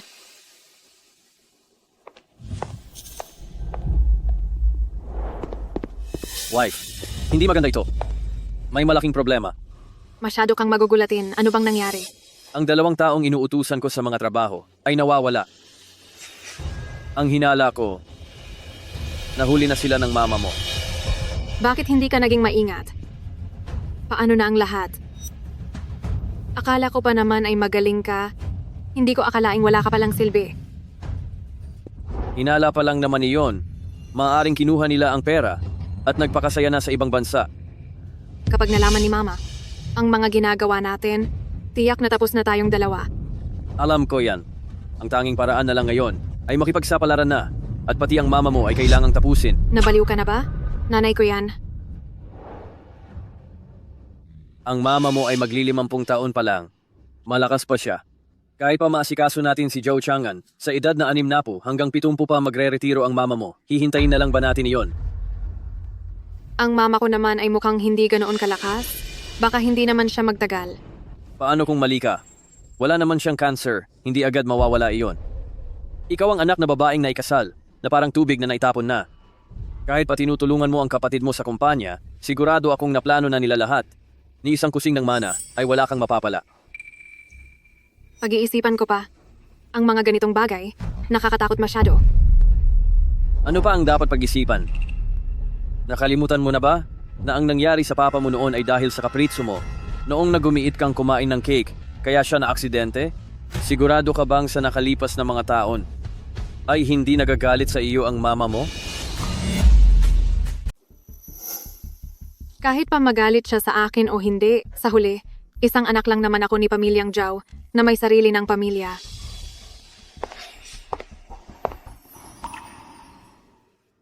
Ma,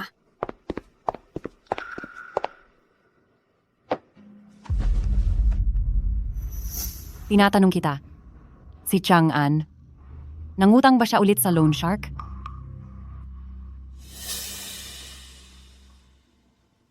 Ma, Tungkol sa utang sa loan shark, ano ba talaga ang nangyari? ma, patawad po.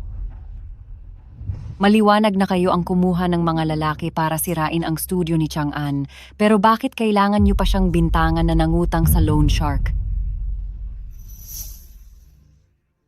Ma, ginagawa ito ni Ching Yu para pilitin si Chang'an na bumalik agad sa kumpanya. Wala na siyang ibang pagpipilian kaya niya ito ginawa.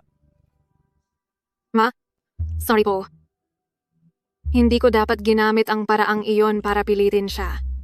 Pero wala na talaga akong maisip na ibang mas magandang paraan. Ikaw,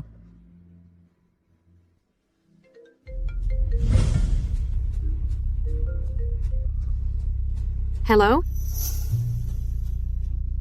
Ano? Sige, naintindihan ko na.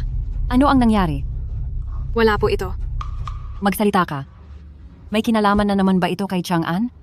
Si Chang'an, palihim siyang pumasok kagabi sa laboratorio ng kumpanya at kinuha ang pinakabagong resulta ng pananaliksik sa laboratorio. Anong sinabi mo? Anong sinabi mo? Ma, sorry po. Ikaw pala, ipinaalam mo na naman sa kanya ang mga sikreto ng kumpanya. Ma, akala ko po pagkatapos ng huling nangyari, magbabago na si Chang'an. Nagtatanong siya sa akin, kaya may nasabi akong kaunti sa kanya. Hindi mo siya tinutulungan, ipapahamak mo lang siya. Ma, nag-iisa ko lang siyang kapatid na lalaki, si Chang'an, kaya pinili ko na lang na magtiwala sa kanya. Zhou Chang'an, tingnan natin kung paano mo malulusutan to.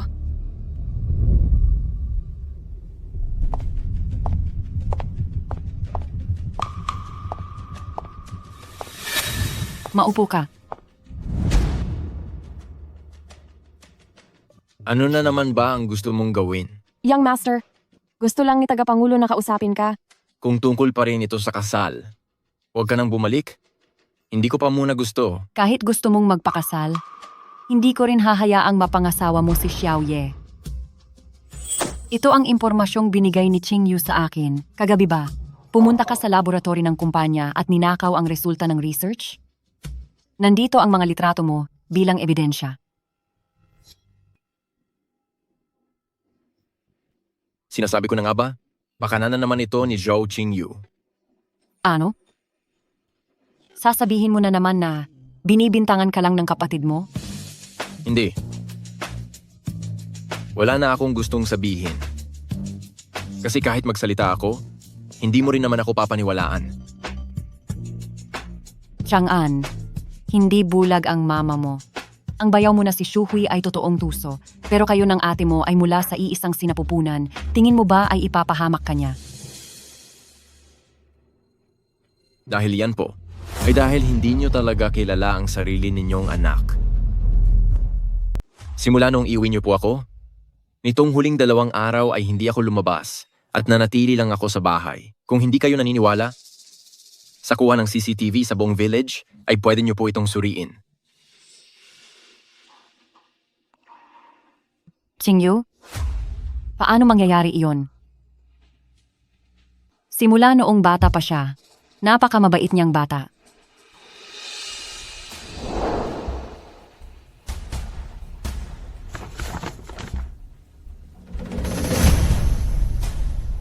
Ang ganitong uri ng litrato gamit ang kakayahan ko sa teknolohiya, ay madaling gamitan ng AI face swap.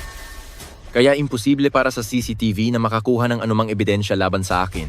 Tanging kayo lang na nagtitiwala sa sariling anak at hindi mapaghinala sa kanya ang pipili na maniwala sa kanya ng walang alinlangan.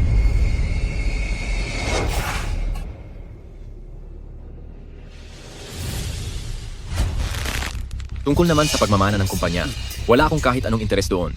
Pero si Zhou Qingyu ay paulit-ulit akong tinitira. At kung hindi pa ako lalaban, pagkatapos namin ni Wang Qing, siguradong hindi magiging maayos ang buhay ko. Batang amo, pwede bang huwag na muna nating pag-usapan yan ngayon? Masama ang pakiramdam ni Tagapangulo. Bakit hindi ko sasabihin? Kung kayang sabihin ni Zhou Qingyu, bakit ako hindi? May kasabihan tayo na lahat ng anak ay mahalaga. Pero ikaw, Nay, pinipili mong laging pagkatiwalaan si Zhou Qingyu at hindi ka naniwala sa akin kahit kailan. Ngayong nagdurusa ka, deserba mo yan, karapat dapat lang sa'yo.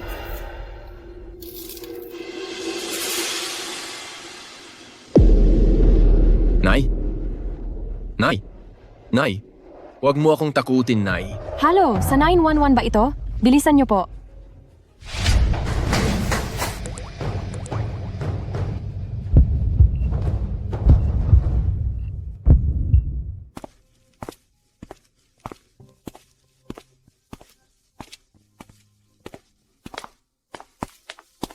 Ano bang nangyayari? Bakit bigla na lang naging ganito ang kondisyon ni Nanay? Ako, Ikaw ang pinakamalapit kay Mama? At malala na ang sakit niya? Kayo imposible na hindi mo ito alam. Huwag mo na itago sa akin. kanser sa sikmura. Na malala na.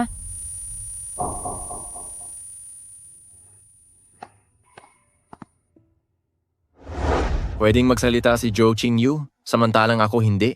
Sabi nga nila, mahalaga ang lahat ng anak, pero paano ka naman, Ma? Lagi mo nalang pinipiling magtiwala kay Zhou Qingyu, pero wala kang tiwala sa akin. Ngayong nahihirapan ka, parusa mo na iyan. Kailan pa ito nangyari? Bakit hindi mo sinabi sa akin? 2 taon na ang nakakalipas. Ilang araw bago ka naglayas sa bahay.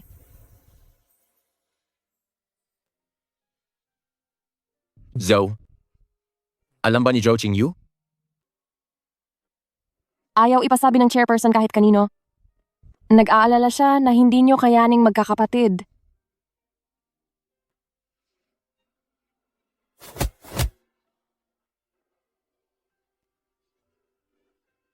Kaya pala biglang naging sobrang higpit sa akin ni Mama.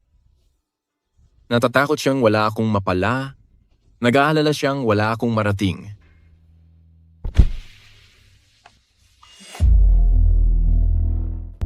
Doktor, kumusta na po ang nanay ko? Ang pasyente po ay ligtas na po sa panganib. Ngunit, kailangan pa po siyang bantayan sa loob ng ilang araw. Dapat po kayong maghanda para sa mas mahabang pananatili sa ospital. Ang mga cancer cells po niya ay kumalat na.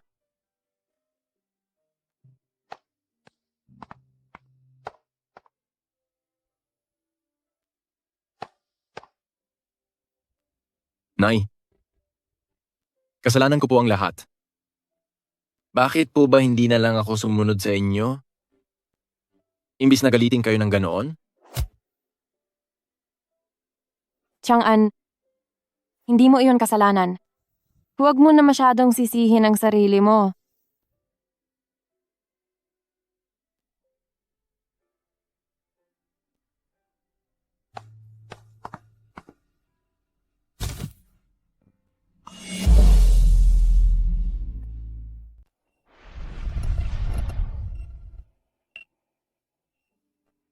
Nay, kailangan niyo pong gumaling agad. Naging iresponsable po akong anak dahil hindi ko po kayo naalagaan ng mabuti. Simula ngayon, hindi na po ako makikipag-away sa inyo At hindi ko na po kayo bibigyan ng sama ng loob.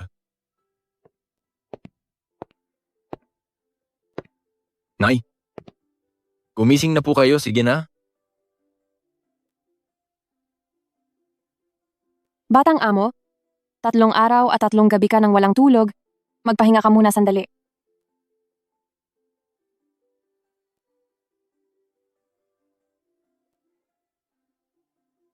Hindi pa gumigising si nanay. Paano ko magagawang matulog?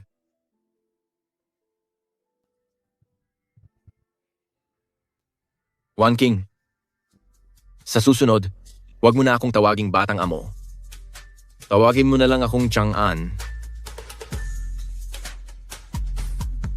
Chang'an,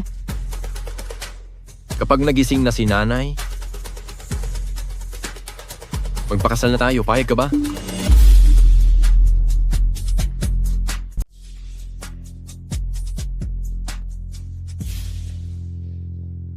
Nung bata pa ako, sa tuwing tatawagin ko si mama, ano man ang ginagawa niya, lagi siyang sumasagot sa akin. Hindi ko kailanman naisip na darating ang araw na magkakasakit din siya, mahihiga sa kama, at kahit anong tawag ko sa kanya, ay hindi na niya ako papansinin. Hindi ko talaga akalain na may darating na ganitong araw. minsan, nasanay na tayo sa mga bagay-bagay. At iniisip natin na ang lahat ng mayroon tayo ay mananatili habang buhay. Kaya naman hindi natin natututunang pahalagahan ang mga ito hanggang sa mawala na ang lahat at magsisi tayo. Chang'an, huwag kang mag-alala. Matapang ang chairperson, magiging maayos din ang lahat.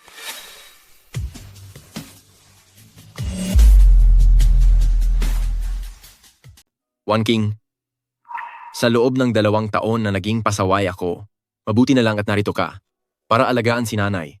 Noong taon na iyon, sa unang pagkakataon, dinala ako ng mga magulang ko sa dagat. Aksidente akong tinangay ng alon. Naitulak nila ako pabalik sa Pampang, pero sila, habang buhay na silang nawala sa dagat na iyon. Simula noon, nawalan na ako ng anumang pamilya. Ipinadala ako sa ampunan. At ang chairperson ang tumulong sa pag-aaral ko.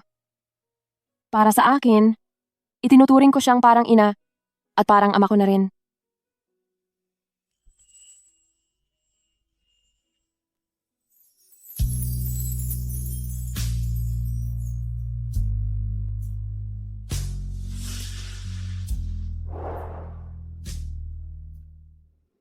Sina Zhou Qingyu at Xu Hui, paulit-ulit nila akong pinagtatangkaang saktan. May dahilan ako para maghinala na ang pakay nila ay ang Zhou Group na pinaghirapan ni nanay. Hindi ko ito palalagpasin. Chang'an, malubha ang sakit ng chairperson ngayon. Ang alagaan muna siya ang pinaka-importante sa atin.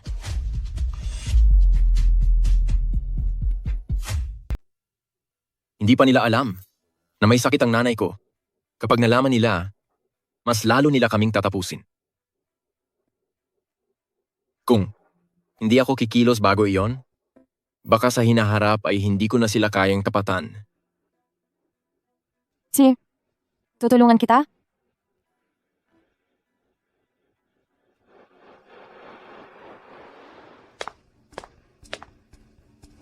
Handa na ang lahat ng kagamitan.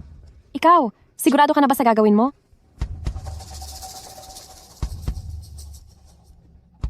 Ito ang regalong inihanda ko para kay mama. Huwag kang mag-alala. Alam ko ang ginagawa ko.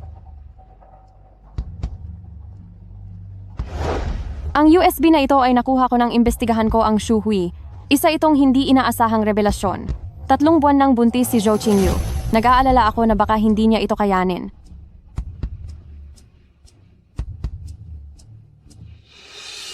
Mas mabuting tapusin na ito agad kaysa tumagal pa ang sakit. May mga bagay na kailangan niya talagang harapin bilang bunga ng kanyang mga ginawa.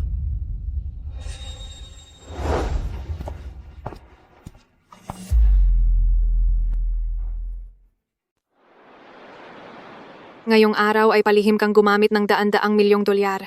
Mabuti pang magpaliwanag ka sa akin. Dahil kapag nalaman ito ni Mama, hindi ko na alam kung paano siya sasagutin. Ginawa ko lang iyon para sa ating dalawa. Pati na rin para sa ating anak. Sa tingin ko ay gusto mo kaming mapahamak. Kapag nalaman ito ni Mama, magkakagulo talaga. Ano naman kung malaman niya? Nakaayos na ang lahat?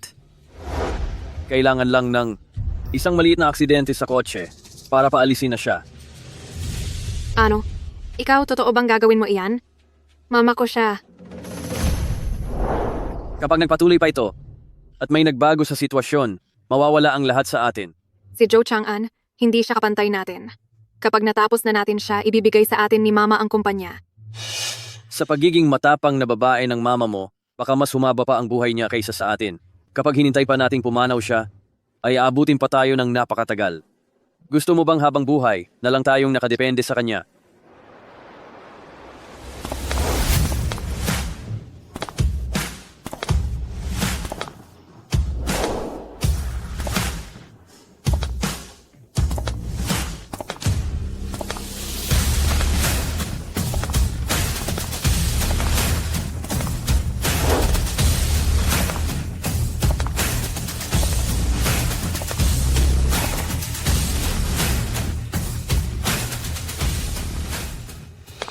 Masamang balita, President Zhao. Bigla ka na lang pumasok sa opisina ko. Anong problema mo? Ma'am, dumating si Joe Chang'an at magpapatawag siya ng pulong ng mga shareholders. Ang sabi ay tatanggalin kayo ni President Xu sa inyong mga posisyon. Ano? Huwag kang matakot. Tamang-tama ang pagdating niya. Tingnan natin ang batang ito. Kung talaga bang kaya niya akong tapatan.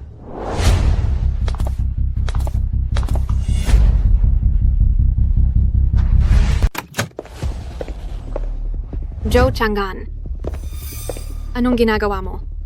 Para ito sa chairman, bakit ka nakaupo riyan?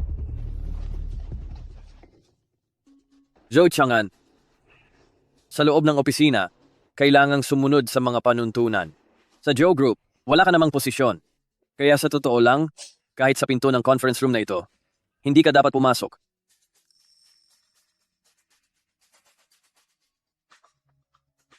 Inilipat na sa akin ng chairman ang kaniyang mga shares.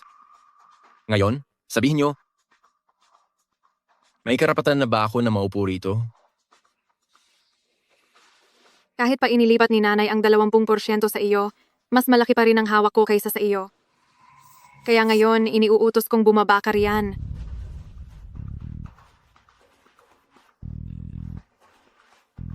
Mabuti pang tingnan mong maigi kung gaano talaga karami ang shares na hawak ko ngayon.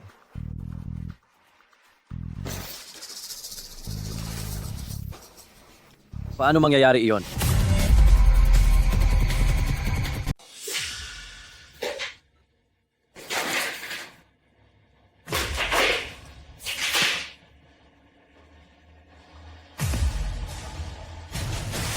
Hindi maaari.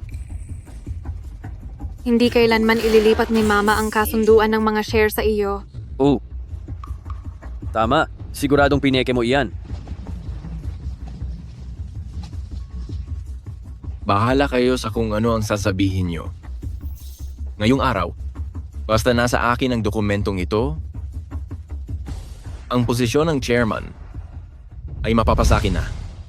Kahit na isa lamang itong peking kasunduan sa paglilipat ng share, pero ang aura ni Chang'an ay tila may hawak na tunay na dokumento, siya ay biglang naging mas matatag.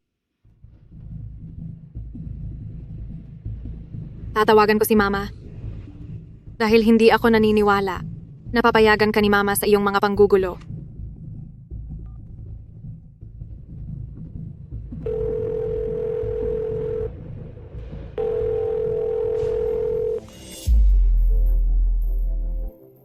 Magandang araw. Ang numerong iyong tinatawagan ay hindi maabot sa ngayon. Ano bang nangyayari? Ang phone ni Mama, lagi naman iyong sumasagot. Hindi ko alam. Ilang araw ko na ring hindi nakikita si Mama. Joe Chang'an, pinipilit mo ba si Mama? At kinulong mo siya? Binabalaan kita. Labag sa batas ang ginagawa mo. Ngayon ay nagmamalasakit ka na kay mama? Nung nanggugulo ka sa harap ni mama at pinapaalala mo sa kanya ang mga kinatatakutan niya, noong sobra ang hirap na dinaranas niya, bakit hindi mo naisip kung kakayanin ba niya? Huwag mong ilayo ang usapan. Nasaan ba talaga si Mama? Kung hindi siya pupunta rito ngayong araw, ang posisyon mo bilang chairman ay hinding-hindi namin kikilalanin. Xiuhui? Huwag mong gamitin ang marumi mong bibig para banggitin ang pangalan ng nanay ko. Wala kang karapatan. Ngayong araw, gagawin ko ito sa harap ng mga pangunahing shareholders ng kumpanya bilang inyong chairman. Tatanggalin ko kayo sa inyong mga posisyon at babawiin ang mga shares na ibinigay ni Mama sa inyo.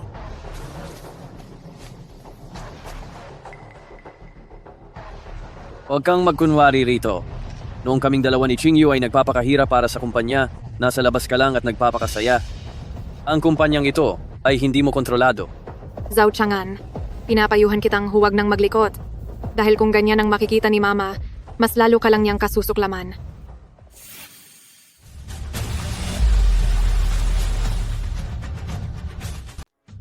Hinding-hindi magagalit sa akin si Mama dahil kailanman ako ay mananatiling anak niya. Zhou Qingyu, ang pinakamasamang bagay sa mundo ay ang sirain ang relasyon ng mag-ina. Magkakaroon ka rin ng mga anak? Gusto mo ba na pagdating ng araw ay ang sarili mong mga anak ang maging kaaway mo rin? Huwag kang magsalita ng ganyan. Huwag mong isumpa ang anak namin ni Qingyu. Sa nakikita ko, ikaw ang pinakamasama rito. Security! Security! Ilabas niyo siya rito.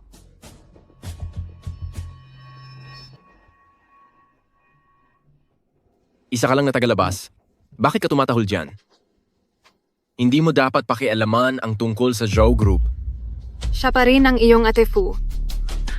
Chang'an, itigil mo na ito. Ang nangyari ngayong araw, ako at ang iyong ate Fu ay maaari na itong kalimutan.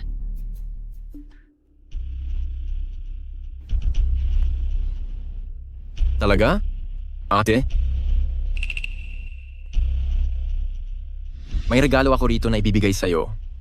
Hindi ko alam kung pagkatapos mong makita ito, gugustuhin mo pa rin ba na maging ate Fu ko siya?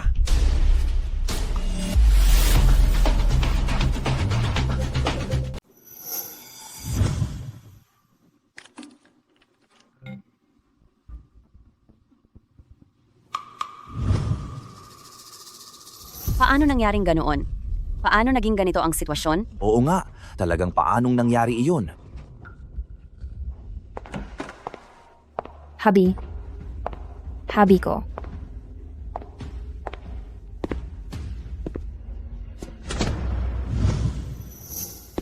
Diborsyado na tayo. Tapos kung makatawag ka ng hubby, wagas? Hindi ba sabi mo peke lang ang diborsyong ito? Kapag nakuha mo na ang Zhou Group, magpapakasal tayong muli. Kung ganoon, dapat bigyan mo ako ng anak na lalaki. Hindi ba buntis ang asawa mo ngayon? Paano kung sa bandang huli, ang anak ko ay may kaagaw, at ang anak niya, ang kumuha ng mana? Hindi hahayaang mabuhay ang batang iyon.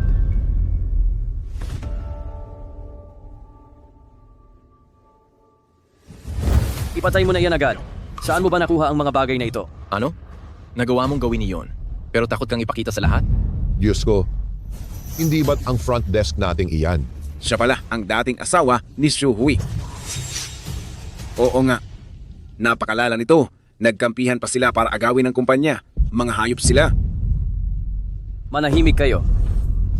Kapag nagsalita pa kayo, papatulan ko na kayong lahat. Mahal. Siguradong ang lalaking ito ang gumawa ng peking video na ito.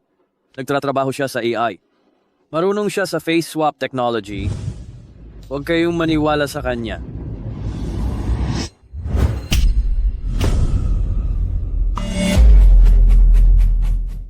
Zhao Qingyu, nawawala ka na ba sa sarili mo? Ako ang asawa mo. At talaga bang pinaniniwalaan mo ang lalaking ito? Agziwi, simula sa araw na ito, wala na tayong ugnayan. Maghiwalay na tayo sa lalong madaling panahon. At isa pa, susuko ako sa mga otoridad para ang lahat ng mga ginawa mo sa loob ng maraming taon ay ibunyag ko lahat Humanda ka ng makulong.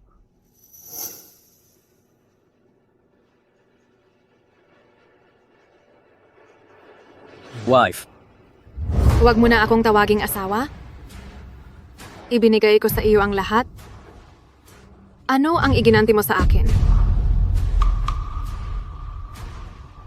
King Yu. Nagkamali ako. Nagmamakaawa ako sa iyo. Patawarin mo ako. Nahirapan ako bago ko narating ang kinaroroonan ko ngayon. Hindi ako pwedeng makulong. King Yu. Ako ang may kasalanan. Pakiusap, patawarin mo ako. Patawad, asawa ko.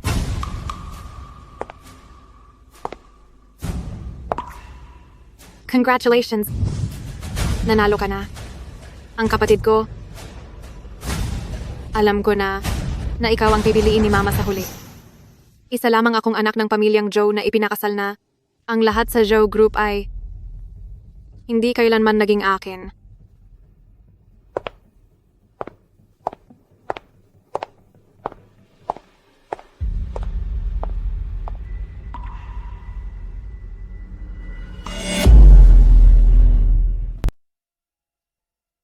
Opo, lumapit ka pa rito ng kaunti. Napakahusay. Magpalit ka naman ng posisyon.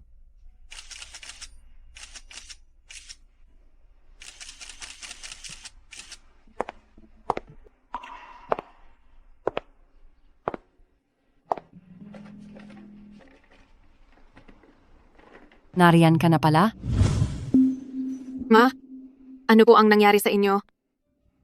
Wala ito. Maliit na problema lang. Pumayat ka yata. Ma, tungkol sa pagkakapalabas ko, kayo po ba ang gumawa ng paraan? Nakahiga lang ako rito sa ospital? Paano ko naman magagawa iyon?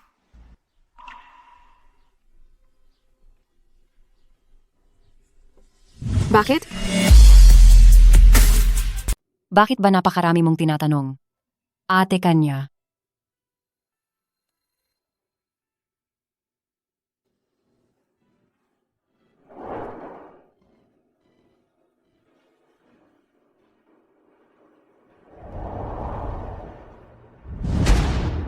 Ako si Zhao Chang'an, at kusa kong isinusuko ang Zhao Group at ang 20% ng shares nito.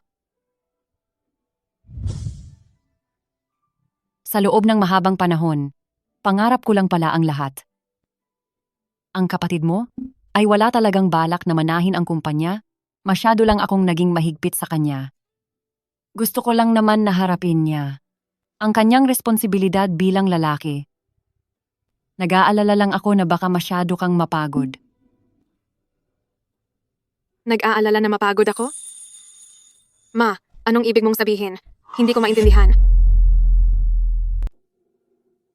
Sa totoo lang, noon pa man ay binalak ko ng ipagkatiwala ang kumpanya sa inyo ni Shuhui upang pamahalaan ito. Ngunit dahil napakalaki ng kumpanya at plano nyo pang magkaroon ng anak. Sa tulong ni Chang'an, mababawasan po ang iyong mga pasanin, pero hindi ko inasahan na mamasamain ninyong dalawa ang sitwasyon at iisiping ibibigay ko ang kumpanya kay Chang'an para pamahalaan. Imposible. Ma, hanggang ngayon ba naman ay lolokohin mo pa ako? Hindi na ako nakikipagkumpetensya. Kaya hindi nyo na kailangang maging mapagpanggap. Dahil sa puso nyo, ang kapatid ko pa rin ang paborito nyo. King Yu, naaalala mo pa ba? Noong mga bata pa kayo ng kapatid mo, noong naaksidente ang papa nyo at nawala, kasama ko kayong dalawa ng kapatid mo. Isinasama ko kayong ate na magkapatid dito sa malapit para magnegosyo. Sandali lang ha. Ma, bukas po sa eskwelahan namin kailangan na pong magbayad ng allowance. Si.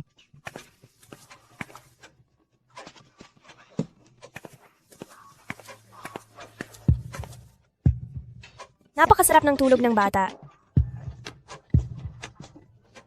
Heto. Ingat po sa paglakad.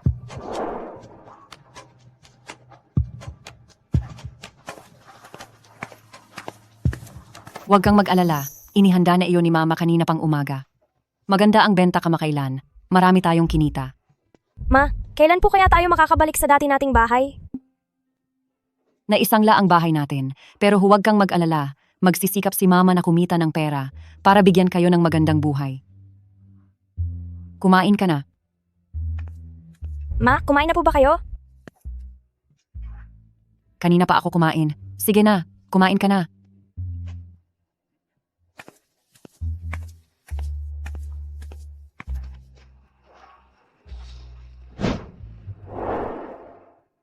Mula bata pa kayo. Kayong dalawa ni ate ay marami ng pinagdaan ng hirap. Kasama ko, ngayong bumubuti na ang buhay natin, paano ko naman magagawang may paboran sa inyo?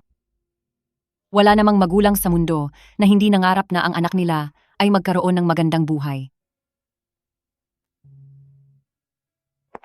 Ate. Ate. Paano ka naman lolokohin ni nanay? Sa pinakamahihirap nating panahon, ay hindi niya tayo iniwan. At ngayong mayaman na tayo, ay paano niya tayo pababayaan? Huwag mo nang ituloy. Ayaw ko nang makinig. May sakit si nanay. Kanser, Satyan, malubha na ito. Sabi ng doktor dahil daw ito. Noong kabataan niya, hindi siya naging maingat at madalas siyang hindi kumakain. Minsan ay, nalilimutan ko na sa sobrang abala. Hindi lang iyon dahil naging abala si nanay, kundi pinili niyang magtiis upang ibigay sa atin ang lahat. Ibinuhos ni nanay ang kanyang buhay para sa atin, at ibinigay ang lahat ng pinakamabuti para sa atin. Magagawa mo pa ba siyang pagdudahan na mayroon siyang sariling interes? Nay, alam ko na pong nagkamali ako. Kasalanan ko po ang lahat, patawad po.